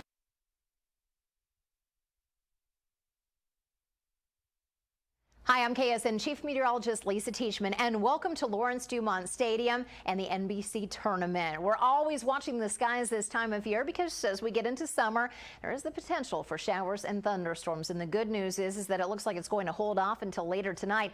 In the meantime, more clouds compared to sunshine. Yeah, the sunshine is going to be playing peekaboo with those clouds. Highs this afternoon because of all the clouds will be feeling pretty good at 85. 66 tonight. Showers and thunderstorms will be moving in after dark. And some of those showers will be left over early Sunday morning, but through the afternoon, as a lot of clouds are left over, highs will only be around 83. And we do have another chance for storms going into Sunday night and Monday. After that, looks like things will stay dry. Have a great time at the ballpark.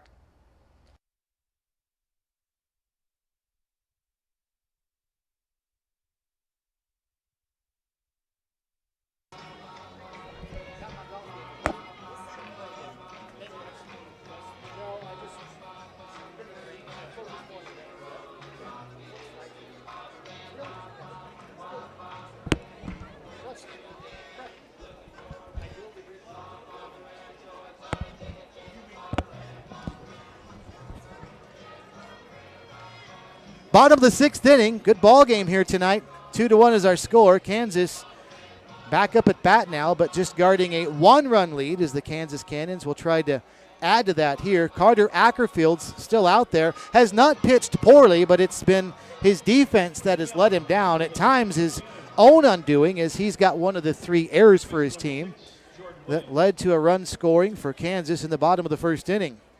So here we go. Bottom of inning number 6 now, and it's Jordan Williams that'll lead off for Kansas. And he'll take for a ball. 1 ball to no strikes. Williams, Will Clark, and Bob Eisenhower, 5, 6, and 7 for Kansas in a 2-1 Cannons lead. A fastball sent the other way, slicing into right. That's going to get down. That'll be a base hit. Rounding first and on his way to second is Williams, and he'll get there with a leadoff double. Pretty nice job right there by Jordan Williams as he goes the other way and slices one down the line. Brady Mitchell, a long way to run for that one. And an easy double for Williams, and he's on at second base. And another inning where the Cannons have had their leadoff batter aboard. That's happened now in 4 of the 6 innings tonight. And here's shortstop Will Clark.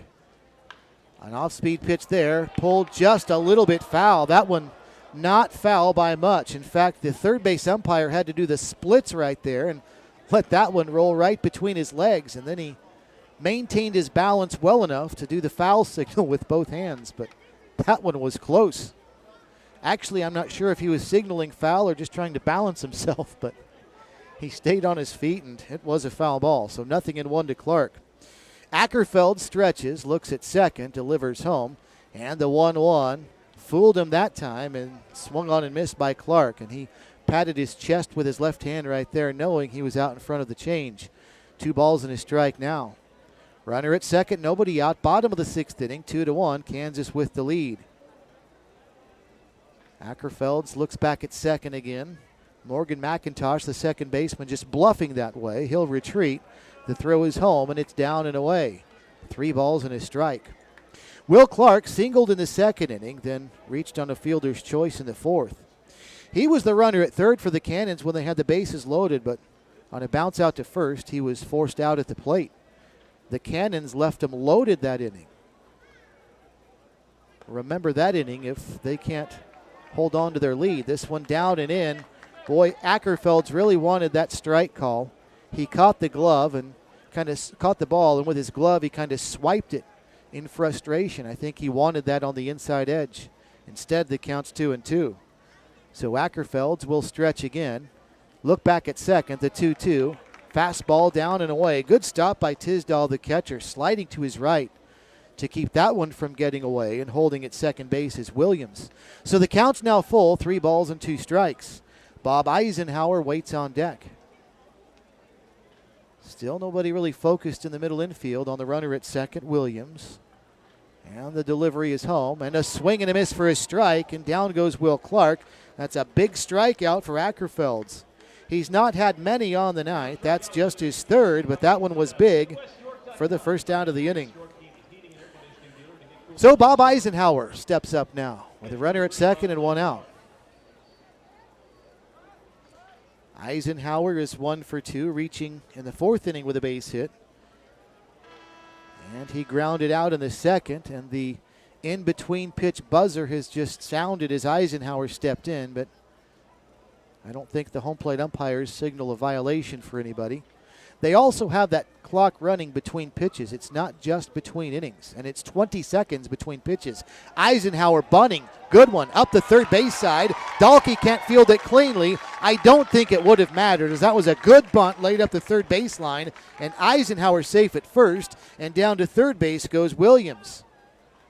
Well, he might have surprised the Sox right there, because Dahlke had to charge in at the last minute. He did get his glove on it, but again, I'm not sure that even had he fielded it cleanly, the throw would have been in time to first. And that's going to be a base hit, in fact. So not the 4th error of the game on Colorado. Instead, a base hit. Runners at the corners for the Cannons. 1 out here in the bottom of the 6th inning. Kansas now with an opportunity to increase their 2-1 lead. And on the pitch, there goes the runner to second, and a stolen base by Eisenhower. The pitch was down and away to Opolka. 1 ball and no strikes. And that was big. It takes away the possibility of an infield double play starting at second base. And now runners at second and third, and Colorado will bring the infielders in. Here comes the 1-0 pitch to Opolka. Big swing and a miss for his strike. And the count's 1-1. And when you say the infield is in here at Lawrence Dumont Stadium, they're still not in where the cut of the grass would be because of this fast all-turf infield. But still, they're in far enough to know they're trying to work on a play at the plate. Instead, a wild pitch. It gets away, and here comes the run from third to score. On a wild pitch, Williams scores, and it's 3-0. Kansas has the lead. Well, that one just bounced in front of Garrett Tisdall and over him as well. It went back to the backstop, no doubt about it. The wild pitch makes it 3-1. Kansas has the lead. And now the Colorado Sox are going to get their pitching coach out of the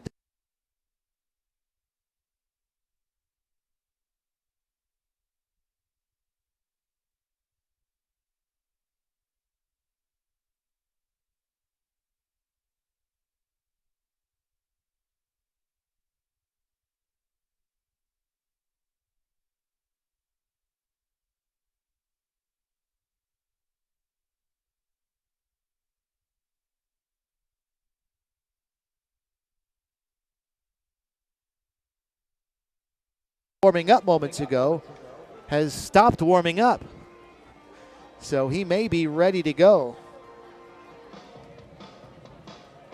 But no change as of yet. In fact, he's going to return to loosening up now. So a runner at third for Kansas, 1 out. Bottom of the 6th inning. The Kansas Cannons have answered the run scored by Colorado in the top of the inning.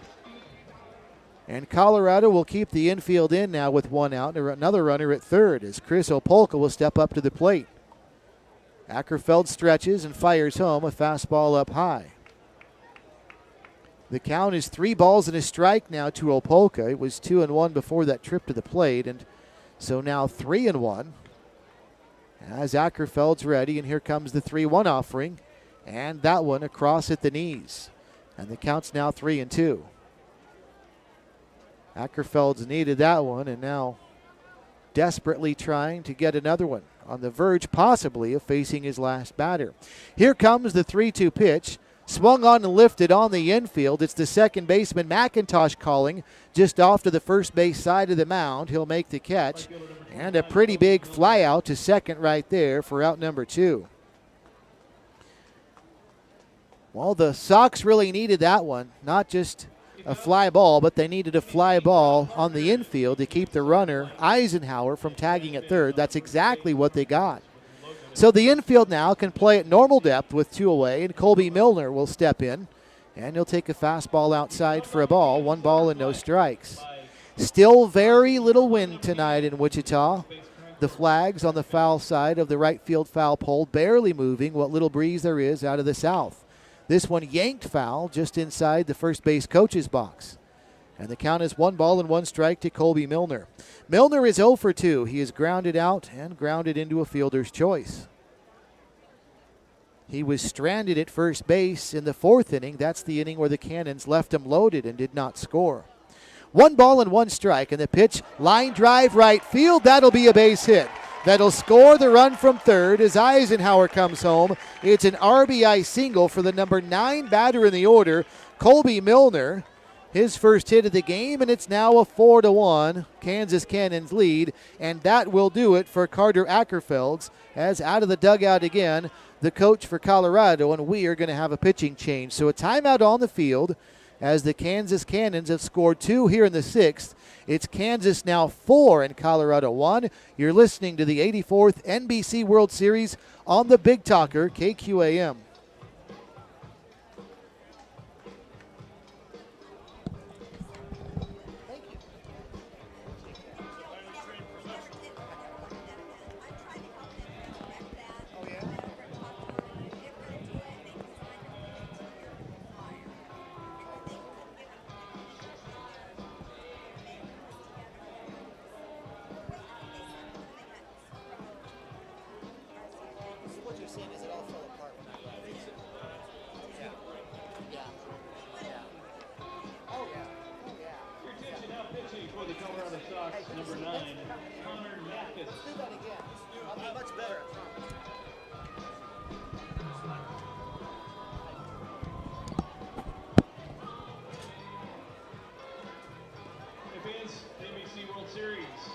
Would like to thank Rock River Rapids for their sponsorship of day number 2 of the 84th NBC World Series, powered by Westar Energy. Rock River Rapids is the coolest water park in the area. Enjoy a little tropical getaway right here in Wichita. Well, the Colorado Sox scratched across a run in the top of the 6th inning, and we had a 2-1 ball game. But just like that, the Kansas Cannons have answered with 2 of their own here in the bottom of the 6th inning, and Kansas now hoping that they're not through because they've got a runner at first and 2 outs, and the Cannons looking at a new pitcher as it's Connor Nankes that's on to pitch now for the Colorado Sox. He's a left-handed pitcher. Nankes from Aurora, Colorado, a suburb of Denver, and he's attending Pima University, which is also in the state of Colorado. He'll have his hands full in that he's going to have to face the leadoff batter in the order for the Cannons as Nate Crossman is about to step in.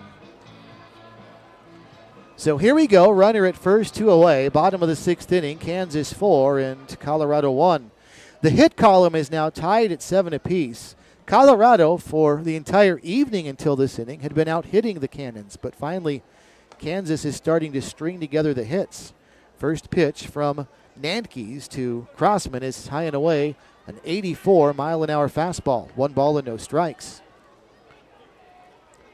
Nankes again a southpaw, so a short lead at first from Milner, and this one is lined foul just beyond the first base dugout. 1 ball and 1 strike the count.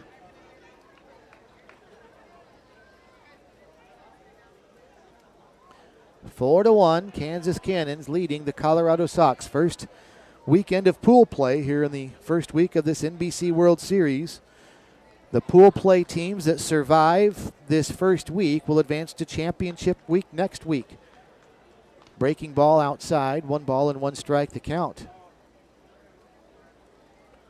Connor Nankes was attending Pima College, but now is making his way to Washington State. There goes the runner. The pitch high and away. The throw down to second. Sliding in is going to be Milner, and he'll get there safely as the second baseman, McIntosh, couldn't quite handle that bouncing ball in from the catcher, Tisdall, so it's a stolen base. So a runner at second now with 2 away is Kansas looking for their third run of the inning. That would be Colby Milner now at second base. 3 balls and a strike, the count to Nate Crossman. Nankes delivers, and this one way outside for a ball. That's ball 4. And for the second time tonight, Nate Crossman has been walked, and he'll head down to first base.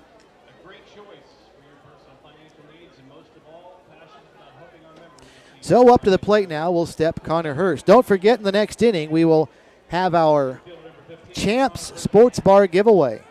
Hamburger, French fries, and a drink, courtesy of Champs Sports Bar. We'll do it next inning. Here's a rope into left center field by Connor Hurst. That's down. It's going to roll a long time all the way to the fence. Here comes Milner to score. Here comes Crossman to score. Down to second goes Hurst on a 2 RBI double, and the Cannons have blown this thing open now. They lead 6-1. Connor Hurst sent a liner to the gap, and he dissected Shaw in center and Coyne in left field. And the 2 base runners scored very easily, including Crossman, all the way from first base. And Kansas now has opened up a 5-run lead at 6-1. And now they have out-hit Colorado 8-7. And here's Briley Ware now, who's got a home run tonight. And he takes a 76-mile-an-hour, look like cut fastball for a ball high and away. 1 ball and no strikes. Ware's already done some damage tonight, a solo homer back in the 3rd inning. Working from the stretch is Nankes. I mentioned Nankes pitched at Pima College this past year. He actually pitched at Washington State and is now transferring to Pima. This one a very wild pitch. It gets away back to the backstop, and down to third goes Hurst. And Nankes very frustrated with himself. He just lost the grip on that one, it looked like. It didn't bounce in. In fact, it was probably about chest high, but it just was way outside. That would have probably been behind a left-handed hitter. Briley Ware is a righty, and that one was way outside to him, 2-0. Here comes the pitch.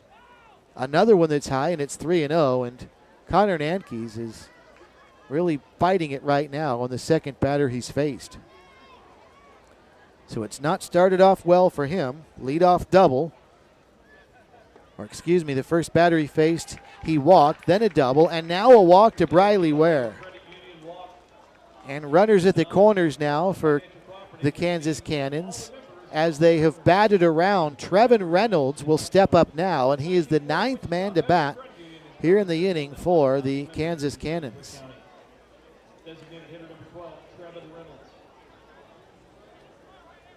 Connor Nankes at Washington State this past season just pitched in 6 innings with an ERA of 6 as well.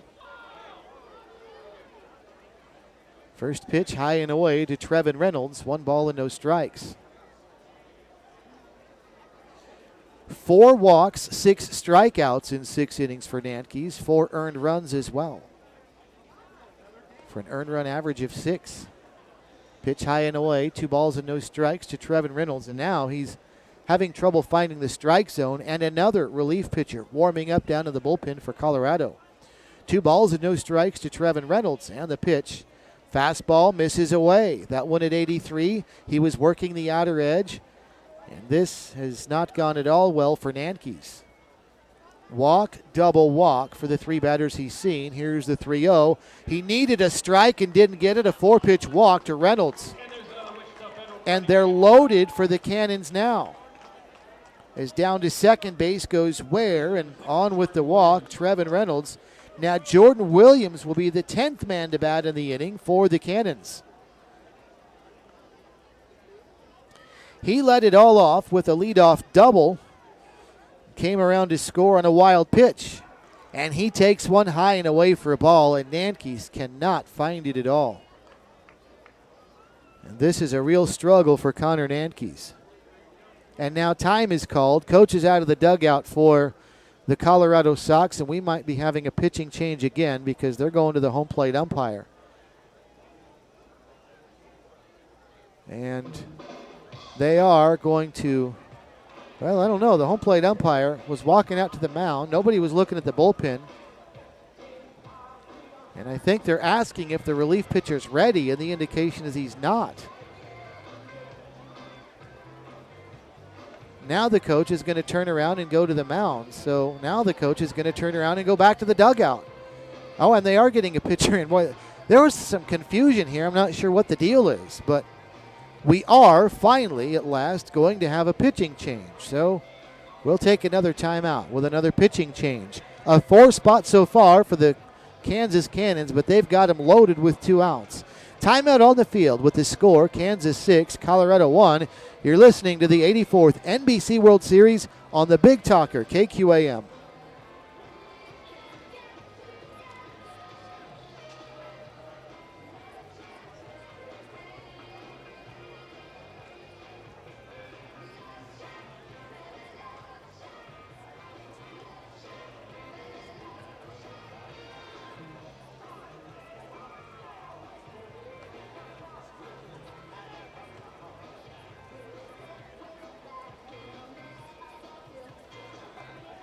Your attention, now pitching for the Colorado Sox, number 14, Will Mosa.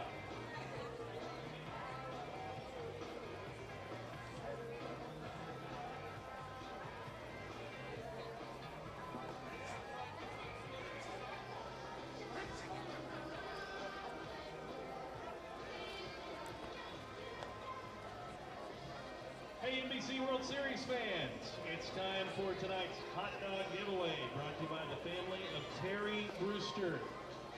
The first 50 kids to the Hardball Cafe will receive a free hot dog. Please do not run and respect the safety of fans and stadium personnel around you. Again, Third pitcher of the game for the Colorado Sox, and the second one this inning is Will Mosa. And Mosa is out of Edgewood College and Boulder, Colorado, just off to the northwest of Denver. And he's going through some warm-up tosses now. And pressure's on him. Bases loaded for the Kansas Cannons. Here in the bottom of the 6th inning, Kansas leading by the score of 6-1. There are 2 outs, so we'll see how Mosa is able to respond. The first batter he'll face is Jordan Williams, who led this inning off with a double, and he'll bat for the second time in the inning. And the first pitch he'll take has a little movement on it at 74 miles an hour. Called a strike, 0-1. Mosa doubled to start the inning, then scored from third on a wild pitch. And here comes the pitch. Swung on, bouncing ball off the glove of Mosa. Deflects it to short. The throw to second just in the nick of time. Retired at second was Reynolds, and it'll go 1-6-4 as Colorado's out of the inning on one pitch from Mosa. However, 4 score for the Kansas Cannons in the inning as we go to the 7th. It's Kansas 6 and Colorado 1. You're listening to the 84th NBC World Series on the Big Talker KQAM.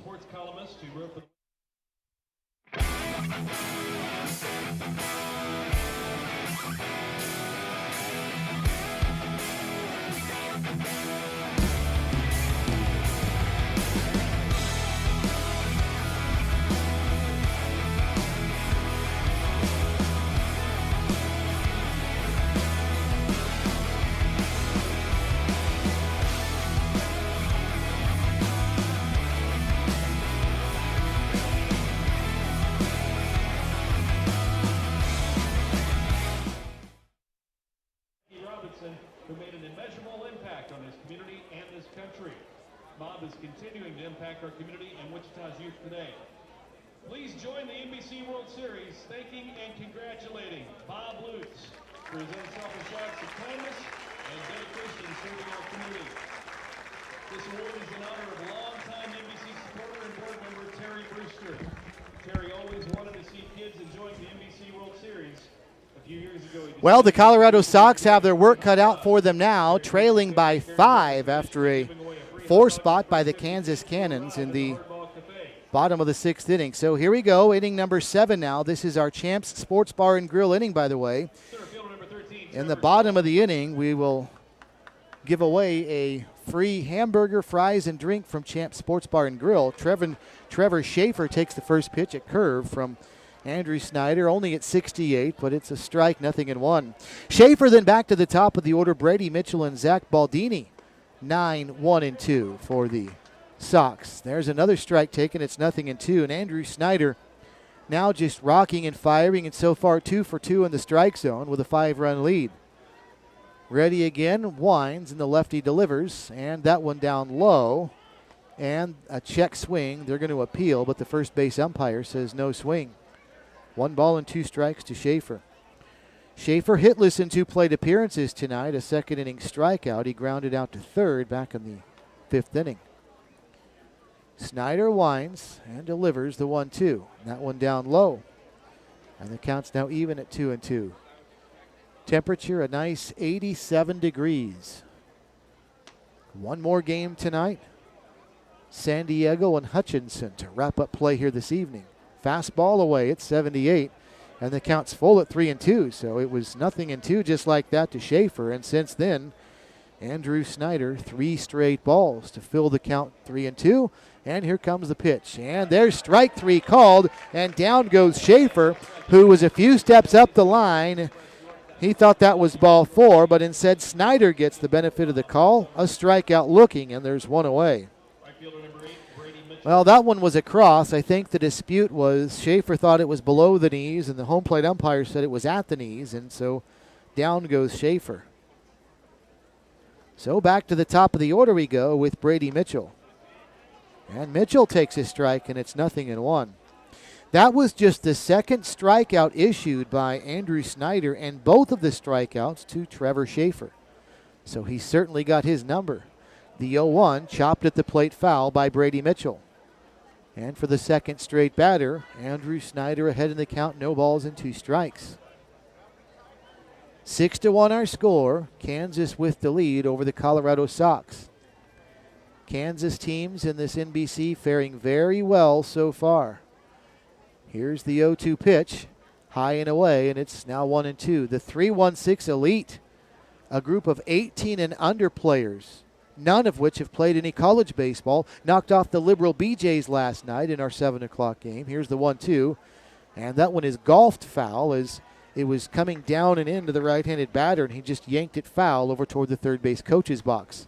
Still 1-2. The Mulvane Patriots won last night 17-7 over Waco, so they were a big winner. The Derby Twins won 5-1 yesterday over Northwest Arizona. Fastball inside, and the count's now even at 2-2. And earlier today, the Newton Rebels a winner. Newton from just up the road from Wichita. 7-2, they knocked off the GPS Baseball of Texas team. 2-2 pitch chopped over toward short. Charging in is Clark. He'll field and throw to first strongly, just in the nick of time, and Brady Mitchell retired. 6-3 for the second out of the inning. And again, tomorrow night, speaking of Kansas teams, we will have Mulvane and the Derby Twins in our feature game here on KQAM. Tomorrow night, 7 o'clock, scheduled first pitch. Here's Zach Baldini now. The shortstop for the Sox stepping in from the right side. Takes a changeup for a strike. It's 0-1. That at 68. As Snyder took an awful lot off of it. No balls in his strike to Baldini. Baldini, 3 groundouts tonight. 1 to second and 2 of them to short. He takes a fastball for a strike here. And quickly, 0-2. So to all 3 batters now, Andrew Snyder in the inning has been ahead in the count, 0-2. Ready here in the 0-2. And that one close, working the outside edge. Just barely missing. Took a little bit off at 74. 1 ball and 2 strikes. From the wind, he is again. Snyder ready and delivering. And the 1-2. Curveball, bouncing ball out to short. Fielded again by Clark. Easier time this time by a few steps. He retires. Baldini running down the line. A 6-3 putout. Side retired in order for the 3rd time tonight. All of them since the 3rd inning. Stretch time from Lawrence Dumont with the score, the Kansas Cannons 6 and the Colorado Sox 1. You're listening to the 84th NBC World Series on the Big Talker, KQAM. The city's not just built, it's grown to the needs of people. You make the infrastructure, the muscle, bone, and circulation, so natural to the body of the city that you almost forget they're even there. Uh-huh.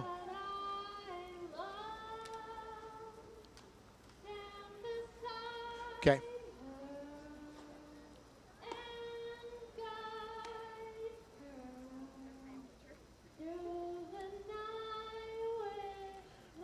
Okay. I don't want to do it too long because then it doesn't sound good.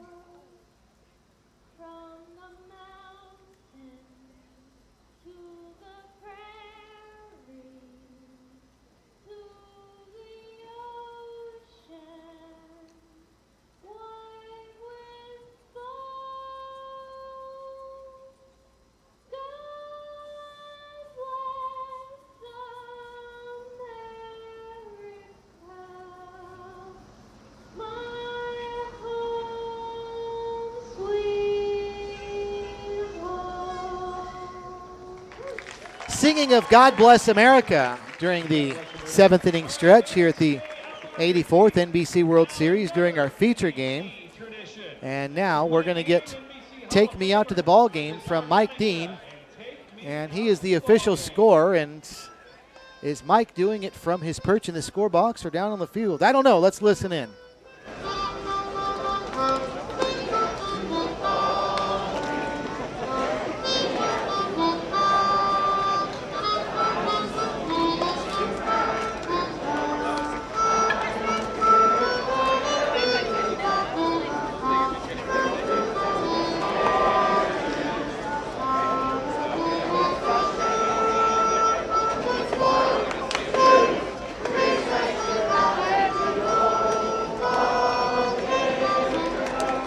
All right, Mike Dean, official score at the NBC. Take Me Out to the Ball Game. One of the traditions here at the World Series. Will Clark to get it started for the Cannons. Bottom of the 7th inning, Kansas leading Colorado by the score of 6-1. It'll be Clark, Bob Eisenhower, and Chris Opolka, 6, 7, and 8 in the order for the Cannons. And the first pitch to Clark is a strike, 0-1.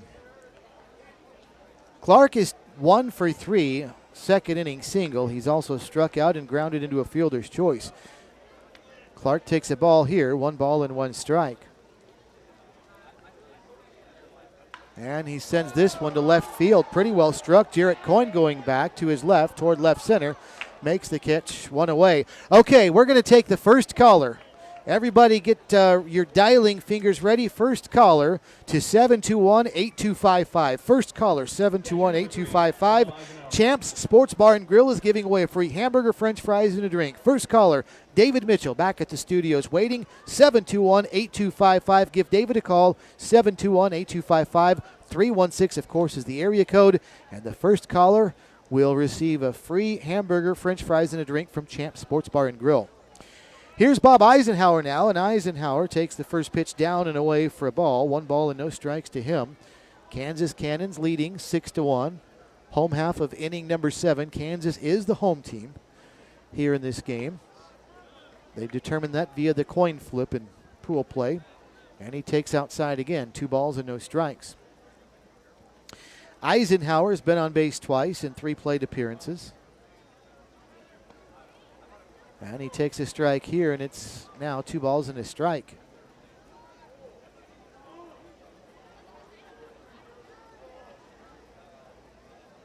Nobody on, 1 out here in the bottom of the 7th inning. And this one fouled off. And the count is 2 balls and 2 strikes to Eisenhower.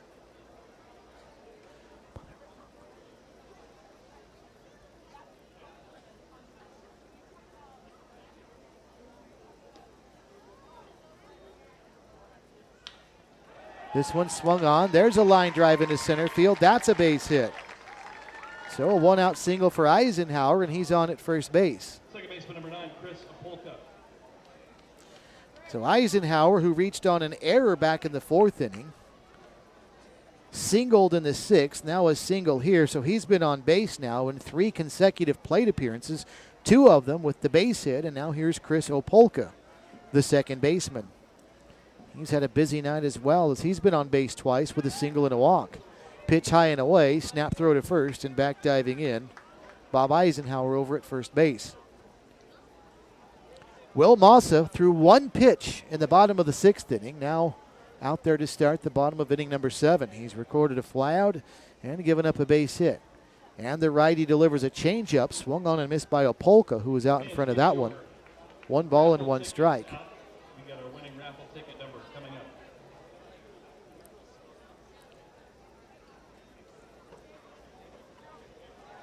There goes the runner, pitches away. It's a ball outside. Throw down to second, bounces in. Safe at second base is Eisenhower with a stolen base.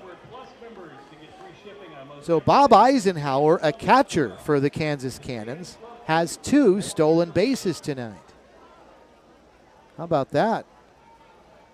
Pretty nice job by him. And he's out at second base now with his Kansas Cannons leading 6-1 in the bottom of the 7th inning. Massa stretches and looks back at second.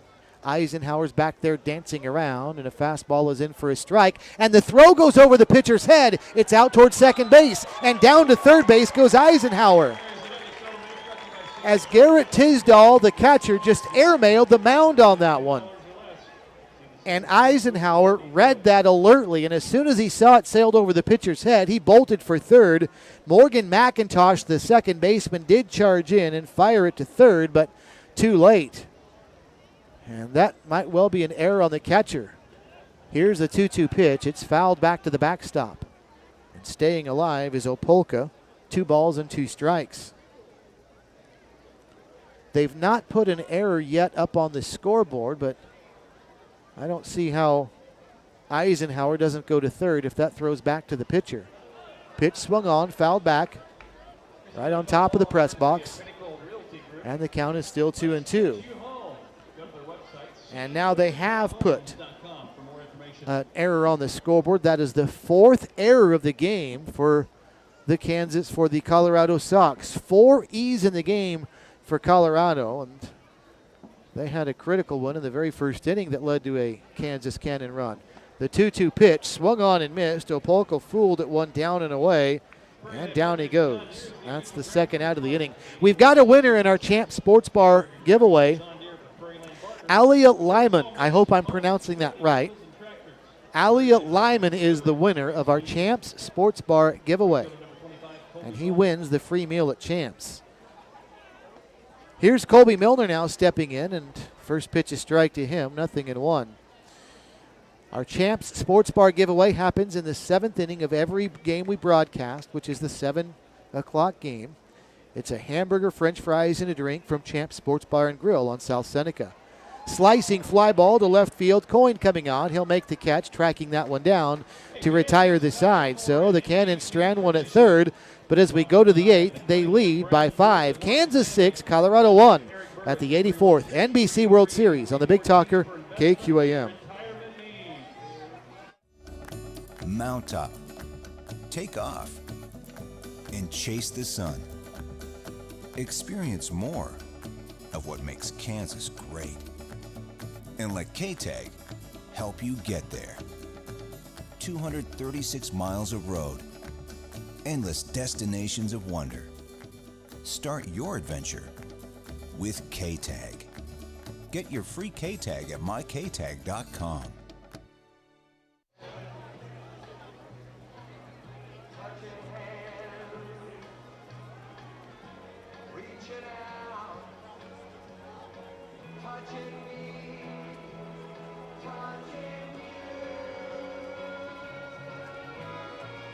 Why is, singing?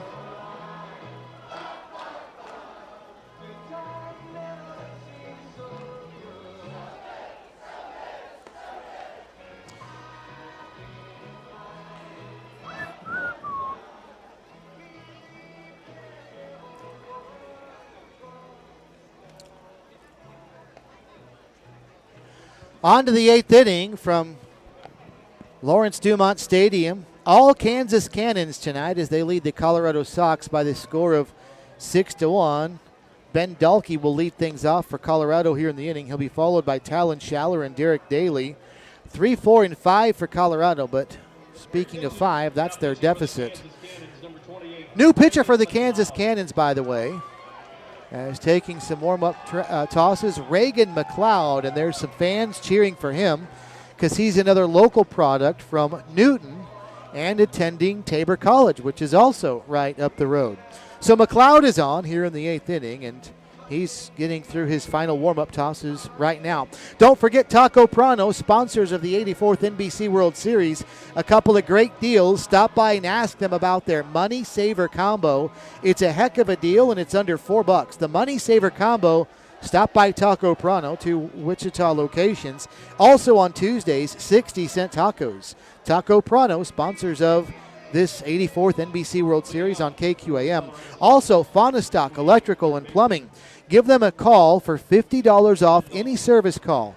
Any electrical or plumbing service call, $50 off at Faunastock. 943-HEAT is the number, 943-HEAT. Here's Ben Dalkey to step in. First pitch swinging, lifts one high to center field. Pretty well struck. A long run for Connor Hurst. Back to the warning track, and he hauls it in.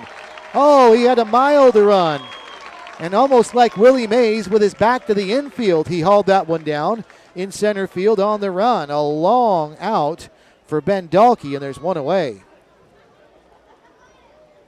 Well, Hurst's back wasn't completely facing the infield, maybe third base, as he tracked that one down, catching it over his right shoulder, but still a nice long run and a catch for Dalkey to retire Dalkey, and there's one away.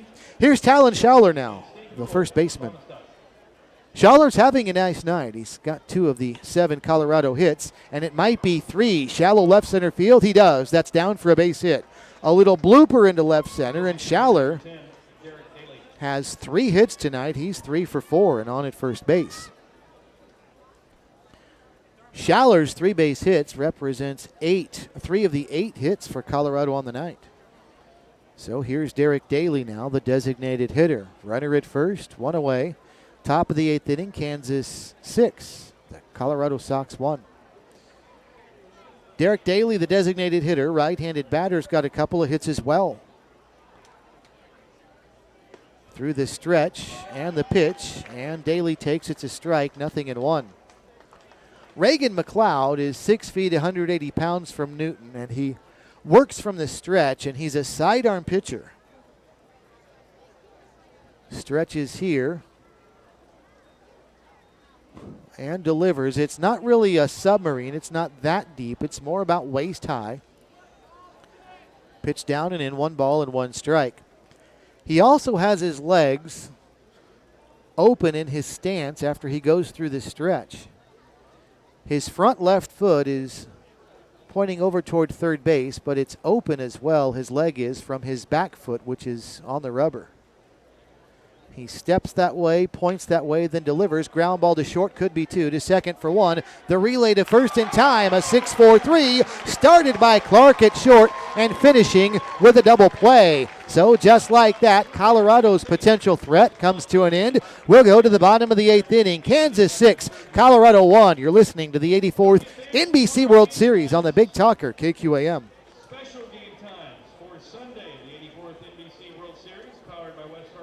If we really put everything in our name that we do, it would look like this.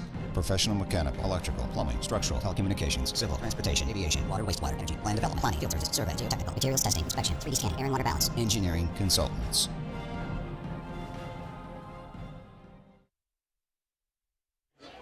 Powered by Westar Energy.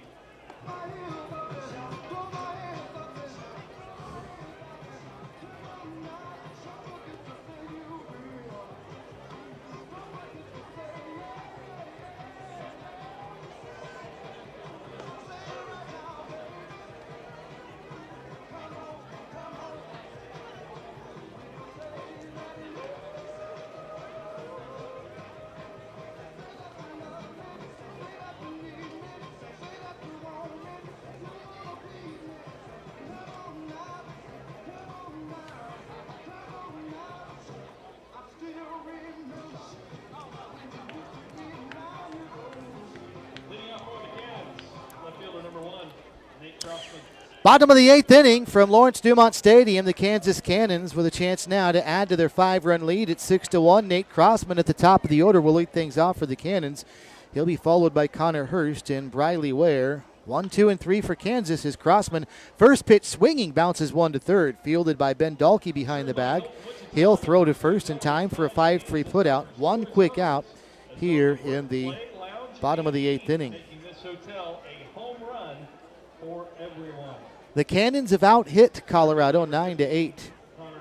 And they have outscored them 6-1. 4 errors for Colorado on the night. Our thanks to Midwest Kia and Rusty Eck Ford for bringing you NBC Baseball this year, the 84th NBC World Series. We're happy to bring it to you again here on the Big Talker, KQAM. Change up to Connor Hurst, way out in front, swings and misses, 0-1.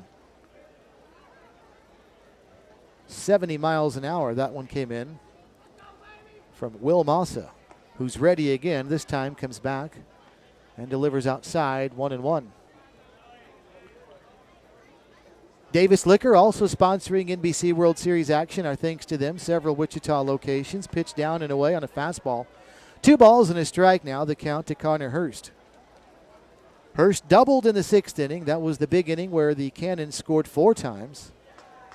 This one bounces in on a breaking ball, 3-1. It shot the gap in left center field and rolled all the way to the fence, and 2 runs also scored on his 2 RBI double. He sends this one high and deep into the night sky, and this one is gone. A long home run to left center for Connor Hurst. It's 7-1 Cannons.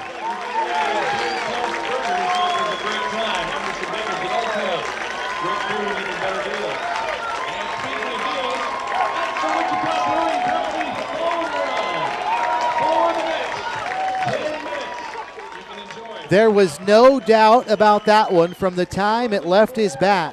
Hurst had a double to left center field, that time a towering home run, and the Augusta native, who's attending Butler Community College, nearly hit that one to El Dorado. And it's 7-1. Kansas has the lead.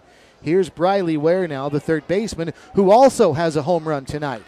And he sends one to the right side foul, slicing long run for the first baseman, Schaller into foul ground, and he makes the catch down near the bullpen in right field. Nice running catch by Talon Schaller right there. And there are 2 away. Trevin Reynolds will step in now. Cherry Oaks Golf Course in Cheney sponsoring our World Series coverage. Thanks to them. Country club atmosphere at a public golf course. Check out Cherry Oaks Golf Course in Cheney. Here's Trevin Reynolds now, checking his swing on a pitch that comes in low. 1 ball and no strikes to him. Now 10 hits on the night for Kansas and 7 runs. A swing and a miss to Reynolds here as he went after one that was down and away. 1 ball and 1 strike to Trevin Reynolds. Team Electric sponsoring our coverage of the NBC World Series. We appreciate that. Team Electric run by Rod Stevenson, who also is the general manager of the Kansas Cannons. Reynolds a strike. It's 1-2, and now swings and misses, and down he goes, and down go the Cannons.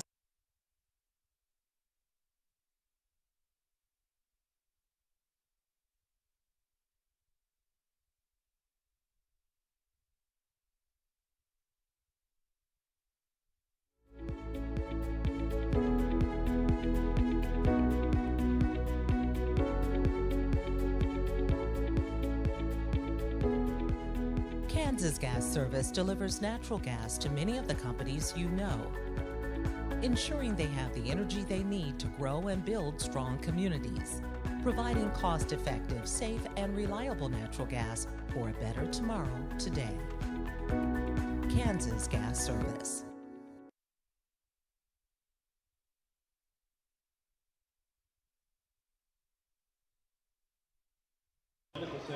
As one of the most centrally located hotels in Wichita, provides friendly service in a clean and comfortable atmosphere. Also check out Woodspring Hotels. You get 2 great brands for guests to choose from. Woodspring Suites and Value Place offers students, players, and sports fans affordable accommodations for a week or longer. They have 3 suite layouts to accommodate 1 person or a few, all with kitchens. They provide their guests with just what they need and access to laundry and vending 24/7. Hey, On to the ninth inning we go with the Kansas Cannons now trying to close the door on a 7-1 lead over the Colorado Sox to give Kansas a 1-0 record in this first week of pool play at the NBC World Series. Is all 4 pools have teams, 16 teams vying to make it to championship week next week. First pitch to start the top of the ninth inning to Morgan McIntosh, taken outside for a ball. 1 ball and no strikes, 7-1. Kansas has the lead, top of the ninth inning. Reagan McLeod out there again for the Kansas Cannons to try to wrap this thing up. Delivers a slider that's in there for a strike. Boy, that had a lot of bend. Of course, again, he's a side armor, and then that one tailing into a left-handed batter, and it was called a strike. 1 ball and 1 strike. I think the scoreboard is wrong. It says 2-0. Pitch swung on and fouled back just off to our left. That wasn't far at all. Reagan McLeod, I mentioned, pitched at Tabor College this past season, and he appeared in 8 games and only 10 innings. So he didn't stay long when he was in. The 1-2 pitch, now they've got it right, down and away, and it's 2-2. In 10 innings, Reagan McLeod gave up 10 earned runs for an ERA right on the dot at 9. Struck out 3 and walked 7, so there's a big part of the problem right there. Pitch swung on, fouled straight back again, and Morgan McIntosh fighting him off and staying alive. 2 balls and 2 strikes. McIntosh will be followed by Jarrett Coyne and Garrett Tisdall. That would be 6, 7, and 8 in the Colorado order, but they need a bunch of hits strung together. They need 6 in the inning to tie, 7 to take the lead. This one swung on, lifted, shallow right field. Milner coming on toward the line. He'll make the catch, and there's one away on a flyout to right field. So that'll bring up Jarrett Coyne. Shire Graphics, thanks to them for sponsoring our 84th NBC World Series coverage on the Big Talker KQAM. A lot of good local sponsors have jumped aboard. And we're glad to know that they want to do that because we're very proud and honored to be here for the 84th edition of the NBC World Series, the last for a while here at Lawrence Dumont Stadium. We are guessing we'll be back here in a couple years, but while this historic park goes under renovations, there won't be any baseball here next year. First pitch to Jarrett Coyne outside for a ball, 1-0. The plan right now is for this World Series to be held out at Eck Stadium on the campus of Wichita State University. The 1-0 pitch, fastball away at 80 miles an hour. 2 balls and no strikes.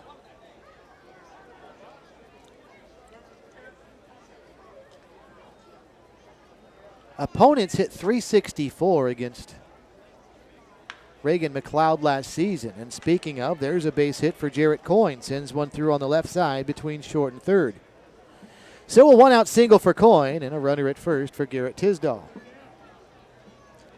Our 7 o'clock feature game tomorrow night will be 2 very, very local teams. Not only close to this area, but they're very close to each other, like right next to each other. Mulvane and Derby, the feature game tomorrow night. And they've also adjusted the schedule for Sunday. There will not be a 9:30 game tomorrow night. The 7 o'clock game will be the last. Here's Garrett Tisdall in, right-handed batter from McLeod. Rips one to third. Diving at third is Ware. Gets a glove on it. Deflects it. Gets up. Throws to first. And the first baseman, Williams, pulled his foot off the bag. Oh, what a great play by Briley Ware. A hot smash. One hopper to his left. He dove, gloved it, knocked it down, picked up the baseball, but threw to first and pulled Williams off. That'll be an infield base hit. At second base then is Jarrett Coyne, and on with the infield hit, Garrett Tisdall, as Trevor Schaefer steps in now. So first and second, 1 away, top of the 9th inning. The Colorado Sox batting, trailing the Kansas Cannons 7-1. And the first pitch to Trevor Schaefer. Breaking ball, and it's yanked foul, 0-1. That was a slow slider, and Schaefer way out in front of it and pulled it foul. So the first game tomorrow will start at 11 in the morning. That'll be Northwest Arizona and the Waco, Texas Sultanes that will play at 11 tomorrow. And then tomorrow's second game will be at 1:30. That'll be the Liberal BJs who lost last night against the Denver Cougars. Pitch misses for a ball, and the count is even now, 1 ball and 1 strike. Tomorrow's 4 o'clock game will be the San Antonio Angels and the 3-1-6 Elite. How about the job that they did yesterday, knocking off Liberal?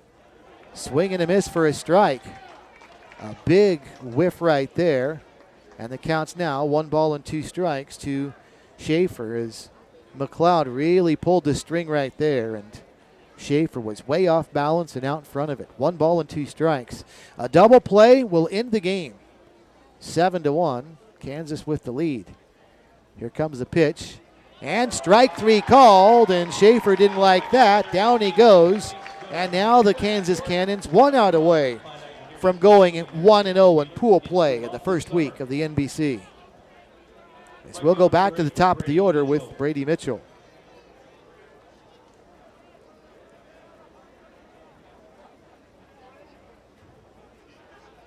So a good job for the Kansas Cannons tonight as their starting pitcher Andrew Snyder got them a quality start and carried them into the later innings. How little you use your bullpen can drastically affect how long you go in this World Series, because if you're playing as this pitch gets away from the catcher Eisenhower, trickles over toward the dugout, runners will move up. Probably a wild pitch. 2nd and 3rd, 2 away.